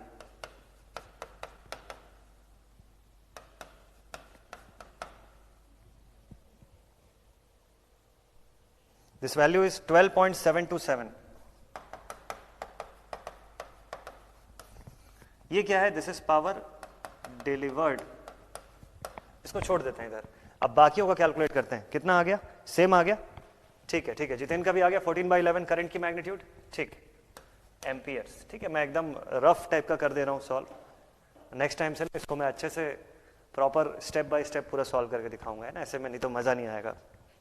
चलिए, अब इतना पता चल गया कि यहां से टोटल करंट कितनी जा रही है, 14/11 एम्पियर जा रही है। इसकी वैल्यू है 1.272, ठीक है। अगली बार से इसका नाम बदल के 1.272 बोलेंगे। हाँ, तो अब क्वेश्चन ये है कि क्या ये पावर डिसिपेटेड अगर मैं सबका निकाल दूं, ये सब रजिस्टर जहां जहां पावर का डिसिपेशन हो रहा है, तो क्या आंसर इन सब का डिसिपेटेड पावर का सम निकालने से आंसर सेम आएगा क्या, उसके बराबर जो वहां पर आया था? ठीक है ठीक है। लास्ट के 5 मिनट में आपको क्या डाउट पूछना है, ठीक है, बताइएगा, है ना। लास्ट, अच्छा आज घड़ी मैंने नहीं पहना हुआ है, 4:44 हो रहा है, ठीक है। तो इसको सॉल्व कर लेते हैं फिर। चलिए, अब नेक्स्ट टास्क क्या है, हमको इन सब का पावर निकालना है। पावर मान लीजिए P1, P2, P3, ये सब के अक्रॉस का पावर चाहिए हमको। 5 रेजिस्टेंस है, सॉरी 6 रेजिस्टेंस है, P6 तक हमको फाइंड करना है और फिर सबका सम करेंगे और आखिरी में इसके बराबर अगर आया तो, और बराबर नहीं आया तो अगले थ्योरम पे चले जाएंगे, फिर नहीं पढ़ेंगे इसको। हिराजुद्दीन ने लिखा कि सर 40/14 + 5 कैसे हुआ? बहुत लंबी कहानी है। देखिए 40/14 + 5 कैसे हुआ, मैं भूल गया, देखते हैं कैसे हुआ। 2 and 3 5 और 5 10, यहां तक 10 आ गया, ठीक है। 10 पैरेलल टू 4, 10 पैरेलल टू 4, ये हो गया। 4 × 10/4 + 10, ये हो गया। 4 × 10 40, 4 + 10 14, तो 40/14 तक पहुंच गए। चलो याद आ गया। अब यहां तक आ गए ना, आखिरी में ये और ये दोनों सीरीज में है, तो 3 और 2 5 सीरीज विद दिस, इसलिए सीरीज में +5 मैंने लिख दिया, ठीक है। तो फिर इसको कट करके 20/7 बना दिया, क्योंकि इसको डिवाइड करने के लिए टेबल में भूल चुका हूं 14 का मतलब, ठीक है। तो वो टेबल मुझे याद नहीं है, इसलिए मैंने इसको 20 और 7 में और छोटा कर दिया। अब टेबल याद आ गया, 7 5 35 + 20, 35 + 20 55/7। यहां तक आ गए हम लोग R इक्विवेलेंट लेके। R इक्विवेलेंट और V टोटल का यूज करके करंट निकाल लिया, है ना। ये छोटे छोटे पॉइंट्स है, आपसे बनना चाहिए, है ना। हाँ, सेम ही आना चाहिए, हिमांशु ने लिखा हुआ है, बिल्कुल राइट है। जितेन ने लिखा कि ऐसा क्यों सर, आएगा तो पढ़ेंगे, नहीं तो नहीं, क्योंकि तब फिर गलत हो जाएगा ना अगर नहीं आया तो। अगर नहीं आया तो रॉन्ग है ना, फिर रॉन्ग थ्योरम क्यों पढ़ेंगे हम लोग? राइट है यार, एवरीथिंग इज राइट, है ना। जब ये थ्योरम बना हुआ है तो इट इज ऑल राइट। चलिए देखते हैं, अब पावर निकालते हैं। हर एक सेक्शन का पावर आपको इंडिविजुअली फाइंड करना है। तो चलिए ब्रांच की करंट फाइंड कर लेते हैं सबसे पहले। तो अगर यहां से करंट जा रही है 1.272 एम्पियर्स, तो इन ब्रांचेस में कितनी डिस्ट्रीब्यूट हो रही होगी ये पता लगा सकते हैं हम लोग, पॉसिबल है, कर लेते हैं। टोटल करंट है मेरे पास, देखिए आई टोटल की वैल्यू है 1.272 एम्पियर। एक आध डेसिमल प्लेस अब इधर उधर हो जाएगा, है ना। अभी तक जब तक फ्रैक्शन में लेके चल रहे थे 14/11 तो सारे डेसिमल प्लेस आ रहे थे। अब अगर 3 डेसिमल प्लेस में लेके चलूंगा तो कुछ छूट जाएगा, बट ठीक है, चलिए कोई दिक्कत नहीं है। तो इस इतने ब्रांच में कितनी करंट जा रही है 1.272, इनका पावर तो बता सकते हैं हम लोग। चलिए, पावर P5 I²R इंटू 2, ठीक है। पावर P4 1.272 का स्क्वायर इंटू 3। अब देखिए इन दोनों का तो हो गया काम। अब यहां का चाहिए हमको करंट और इस सेक्शन का चाहिए, ठीक है। Let it be current I1, let it be current I2। तो अगर मुझे I1 निकालना है, CDR से ही चलिए मैं निकाल लेता हूं, है ना। मैं CDR से ही निकाल के बता देता हूं। तो by CDR I1 is equal to I total into opposite branch का रेजिस्टेंस यानी कि 10 divide by sum of both 10 plus 4, ऐसा सॉल्व करते हैं। 1.272 into 10 whole divided by 14, whole divided by 14, this value is 0.9085, I1 की वैल्यू 0.9085 एम्पियर।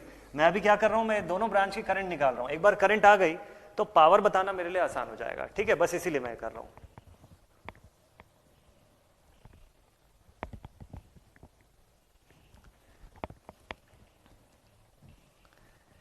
हमेशा एक ही सा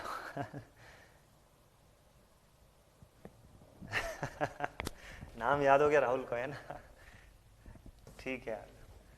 चलिए नेक्स्ट I2 करंट फाइंड करते हैं, नेक्स्ट I2 करंट फाइंड करते हैं। तो देखते हैं भाई I2 करंट कैसे फाइंड करेंगे, हाँ वही CDR से फाइंड करेंगे, ठीक है। So I2 is equal to I total 1.272 into opposite branch का रेजिस्टेंस यानी कि 4 डिवाइडेड बाई 14।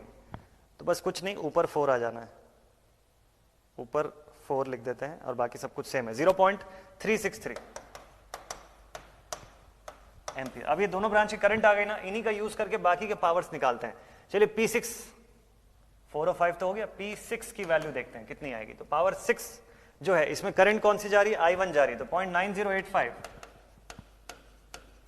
का स्क्वायर इंटू 4 देखेंगे। P7 जैसा कुछ नहीं है यहाँ पे, सीक्वेंसिंग उल्टा किया हुआ है। सो P3 की वैल्यू मिलेगी अभी। तो P3 is equal to I square into 5, I का स्क्वायर यानी कि कौन सी करंट जा रही है, I2, तो 0.363 का स्क्वायर इंटू 5, ठीक है। और P2 जो है, इसके लिए हमको करना होगा सेम करंट 0.363 का स्क्वायर इंटू 3, ठीक है। और लास्ट P1 0.363 का स्क्वायर इंटू जितना भी ओम्स का है, 2 ओम्स का है, ठीक है। इतने से जो पावर निकलेगी इसका सम करने से वही आंसर आना चाहिए, पता नहीं क्या होगा, लेट्स सी। लेफ्ट साइड दिखाइए सर, लेफ्ट स्लाइड दिखाऊं, ये रहा लेफ्ट स्लाइड, ये रहा, है ना, 12.727 वॉट्स, ठीक है। चलिए अब करते हैं सॉल्व स्टेप बाय स्टेप, एकदम जल्दी से। थोड़ा सा टाइम टेकिंग है बट बन जाएगा, थोड़ा सा टाइम टेकिंग है बट करते हैं। तो P5 से शुरू करते हैं। 1.272 का स्क्वायर, 1.272 का स्क्वायर इंटू 2, चलिए लिखते हैं इसकी वैल्यू, ठीक है। ये वैल्यू आ गई 3.235 वॉट्स। सेकेंड केस में 2 के जगह पे 3 से मल्टीप्लाई करना है, so this value is 4.853 watts. Third case में ये चेंज हो गया, थर्ड केस में क्या चेंज हो गया, अंदर की वैल्यू, इस बार करंट की वैल्यू है 0.9085, इसका स्क्वायर इंटू 4 है, सो ये वैल्यू आ गई मेरे पास 3.3014 वॉट्स। फिर नीचे 3 और वैल्यूज हैं, नीचे और 3 क्या क्या वैल्यूज है, 0.363 का स्क्वायर इंटू 5, तो ये वैल्यू आ गई 0.658 वॉट्स। अच्छा, नेक्स्ट वैल्यू है मल्टीप्लाइड विथ 3.395 वॉट्स, और फिर क्या वैल्यू है, this same value multiplied with 2, तो 0.263 वॉट्स। अब आ गया फाइनल एग्जाम का रिजल्ट। अब या तो इंटेलिजेंस थ्योरम रहेगा या हम लोग रहेंगे, लेट्स सी, चलिए देखते हैं, फाइनल सॉल्व करते हैं, ठीक है। 3.235 प्लस 4.853 प्लस 3.3014 प्लस 0.658 प्लस 0.395 और लास्ट में प्लस 0.263, वैल्यू आ गई 12.7054।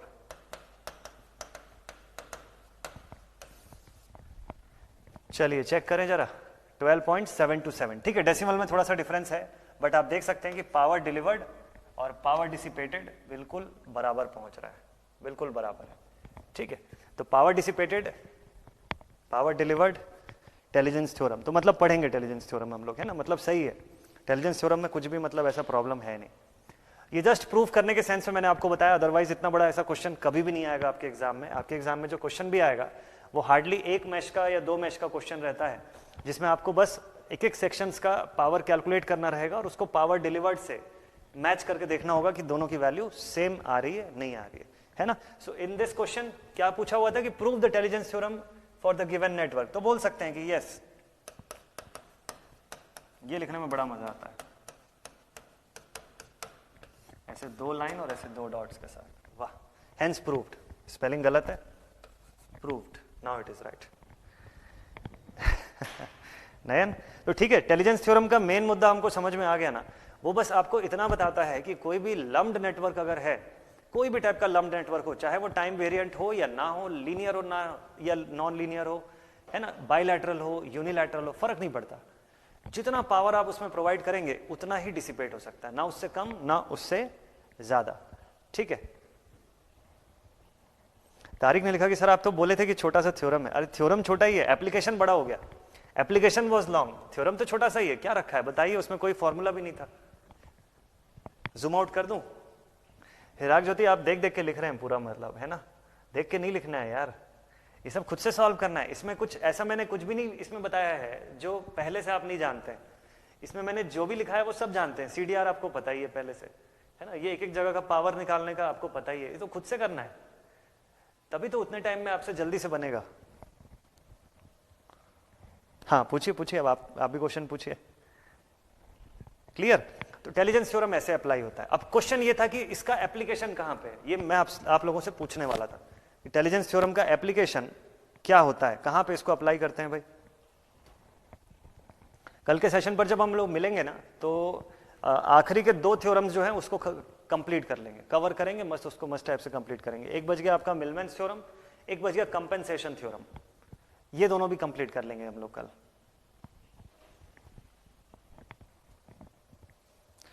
पावर 12.727 है ना, विश्वनाथ ने लिखा हुआ है, यस बिल्कुल सही बिल्कुल सही, 12.727 आ रहा है ना विश्वनाथ, ठीक है बढ़िया।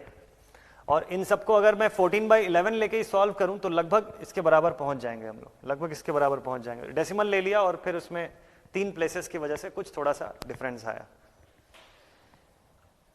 हाँ जी, नवीन ने लिखा सिग्नल फिल्टरिंग में।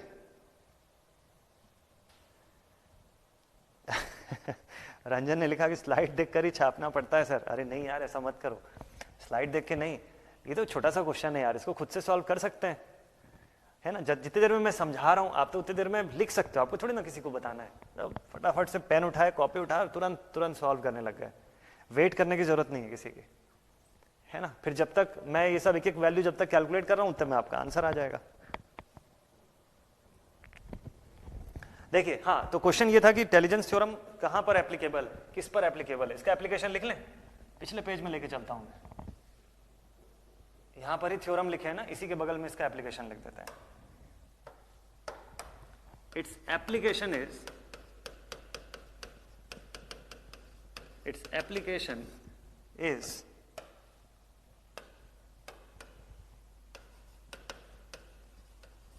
एनालाइजिंग of डिजिटल फिल्टर्स, है ना। ये कहां पे पढ़ते हैं इसके बारे में, DSP वगैरह पढ़ते हैं ना, डिजिटल सिग्नल प्रोसेसिंग वगैरह, या सिग्नल प्रोसेसिंग जिसको आप बोलते हैं। इन सिग्नल प्रोसेसिंग करने के समय हमको ये देखना पड़ता है कि पूरे ओवरऑल सेक्शन में पावर का जो डिसिपेशन है वो पावर डिलीवर्ड के बराबर है या नहीं है, और अगर नहीं है, उससे ज्यादा है, तो इतना समझ में आ जाता है कि फिर कोई और सोर्स होगी जिससे कि पावर अंदर आ रहा है, जिसको हमने अकाउंटेबल नहीं रखा है। ठीक है, मतलब क्या है, देखिए सिंपल सा थिंग ये है कि जो डिजिटल फिल्टर जो भी हम जब एनालिसिस करते हैं तो वहां पर हम ये चीज देखते हैं कि नेट पावर डिलीवर्ड जो है उसके बराबर ही आएगा नेट पावर डिसिपेटेड। अब अगर सपोज कर लिए कि डिसिपेटेड पावर जो है वो ज्यादा आ रहा है as compare to delivered power, तो ये तो हो ही नहीं सकता, प्रैक्टिकली ये पॉसिबल ही नहीं है। तो मतलब क्या हो रहा है कि कोई और सोर्स जो है उसका असर पड़ रहा है उस फिल्टर के ऊपर, कोई और जो एग्जिस्टिंग सोर्स होगा उस सर्किट का या दूसरी सर्किट का, उसका इफेक्ट हमको उस सिग्नल में देखने को मिल रहा है। तो ये हम क्लियर एनालिसिस करके बता सकते हैं, है ना। प्रूव्ड हो गया अभिषेक? हाँ थोड़ा टाइम टेकिंग था यार ये वाला। यस विवेक बिल्कुल सही, इंडस्ट्रीज में भी पावर कंजम्पशन का पता लगाने के लिए। ठीक है जितेंद्र, हाँ ये इसका एप्लीकेशन, ये इसका एप्लीकेशन, इसको लिख लीजिए एक बार जल्दी से, ये इसका एप्लीकेशन था। तो नयन ने क्वेश्चन किया है कि क्या ये डिपेंडेंट सर्किट्स पर भी एप्लीकेबल होगा? क्या ये जो थ्योरम है is it applicable upon dependent circuits? सभी लोग जरा सोच के आंसर करिएगा।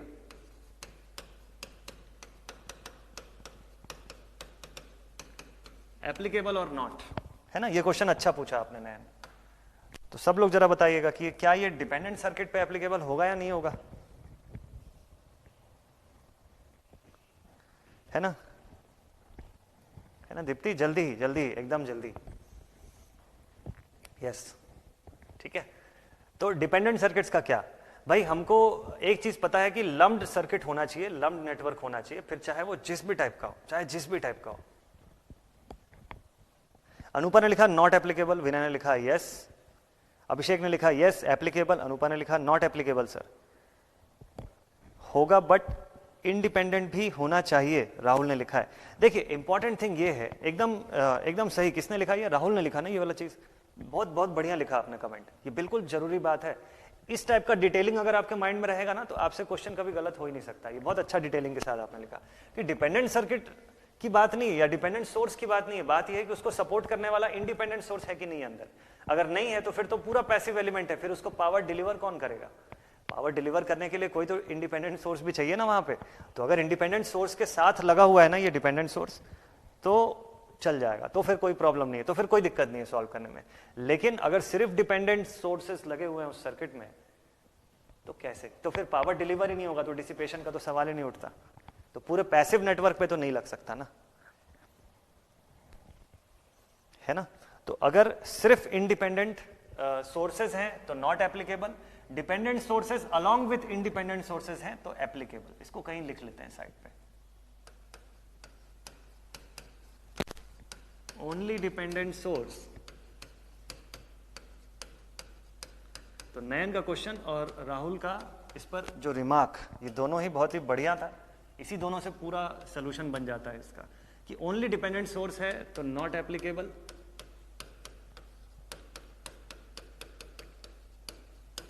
कारण इसका रीजन आप लिख सकते हैं, है ना? चलिए मैं इधर थोड़ा स्पेस बना देता हूं। इसका रीजन आप लिख सकते हैं कि पावर डिलीवर्ड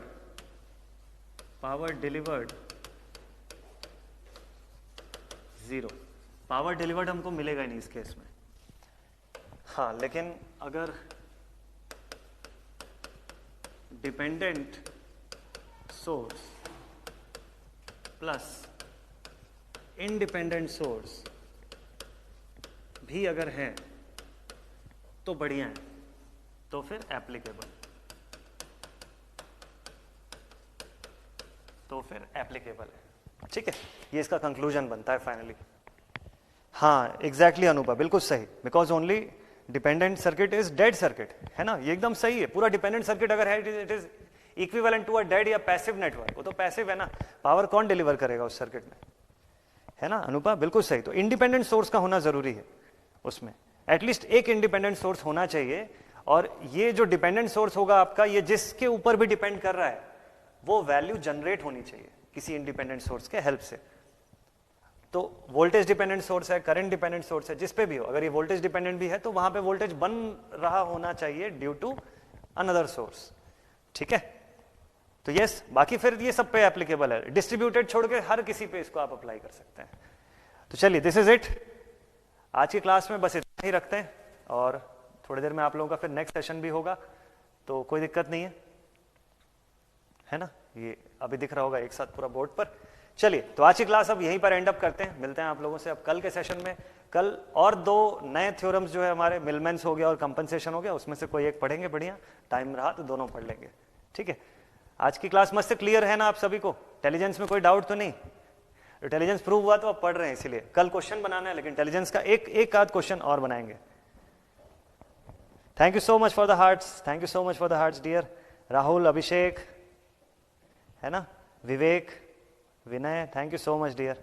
अनुपा जरूरी है, माइंड कूल रहना, जब सर्किट सॉल्व कर रहे हो ना माइंड एकदम शांत और खुश रहना बड़ा जरूरी है ना। और स्टूडेंट्स और प्लस आप लोग तो इतनी मेहनत कर रहे हो यार, सुबह से इतने सारे लेक्चर अटेंड करते हो, तो आप लोग का माइंड को शांत और खुश रखना और ज़्यादा जरूरी होता है।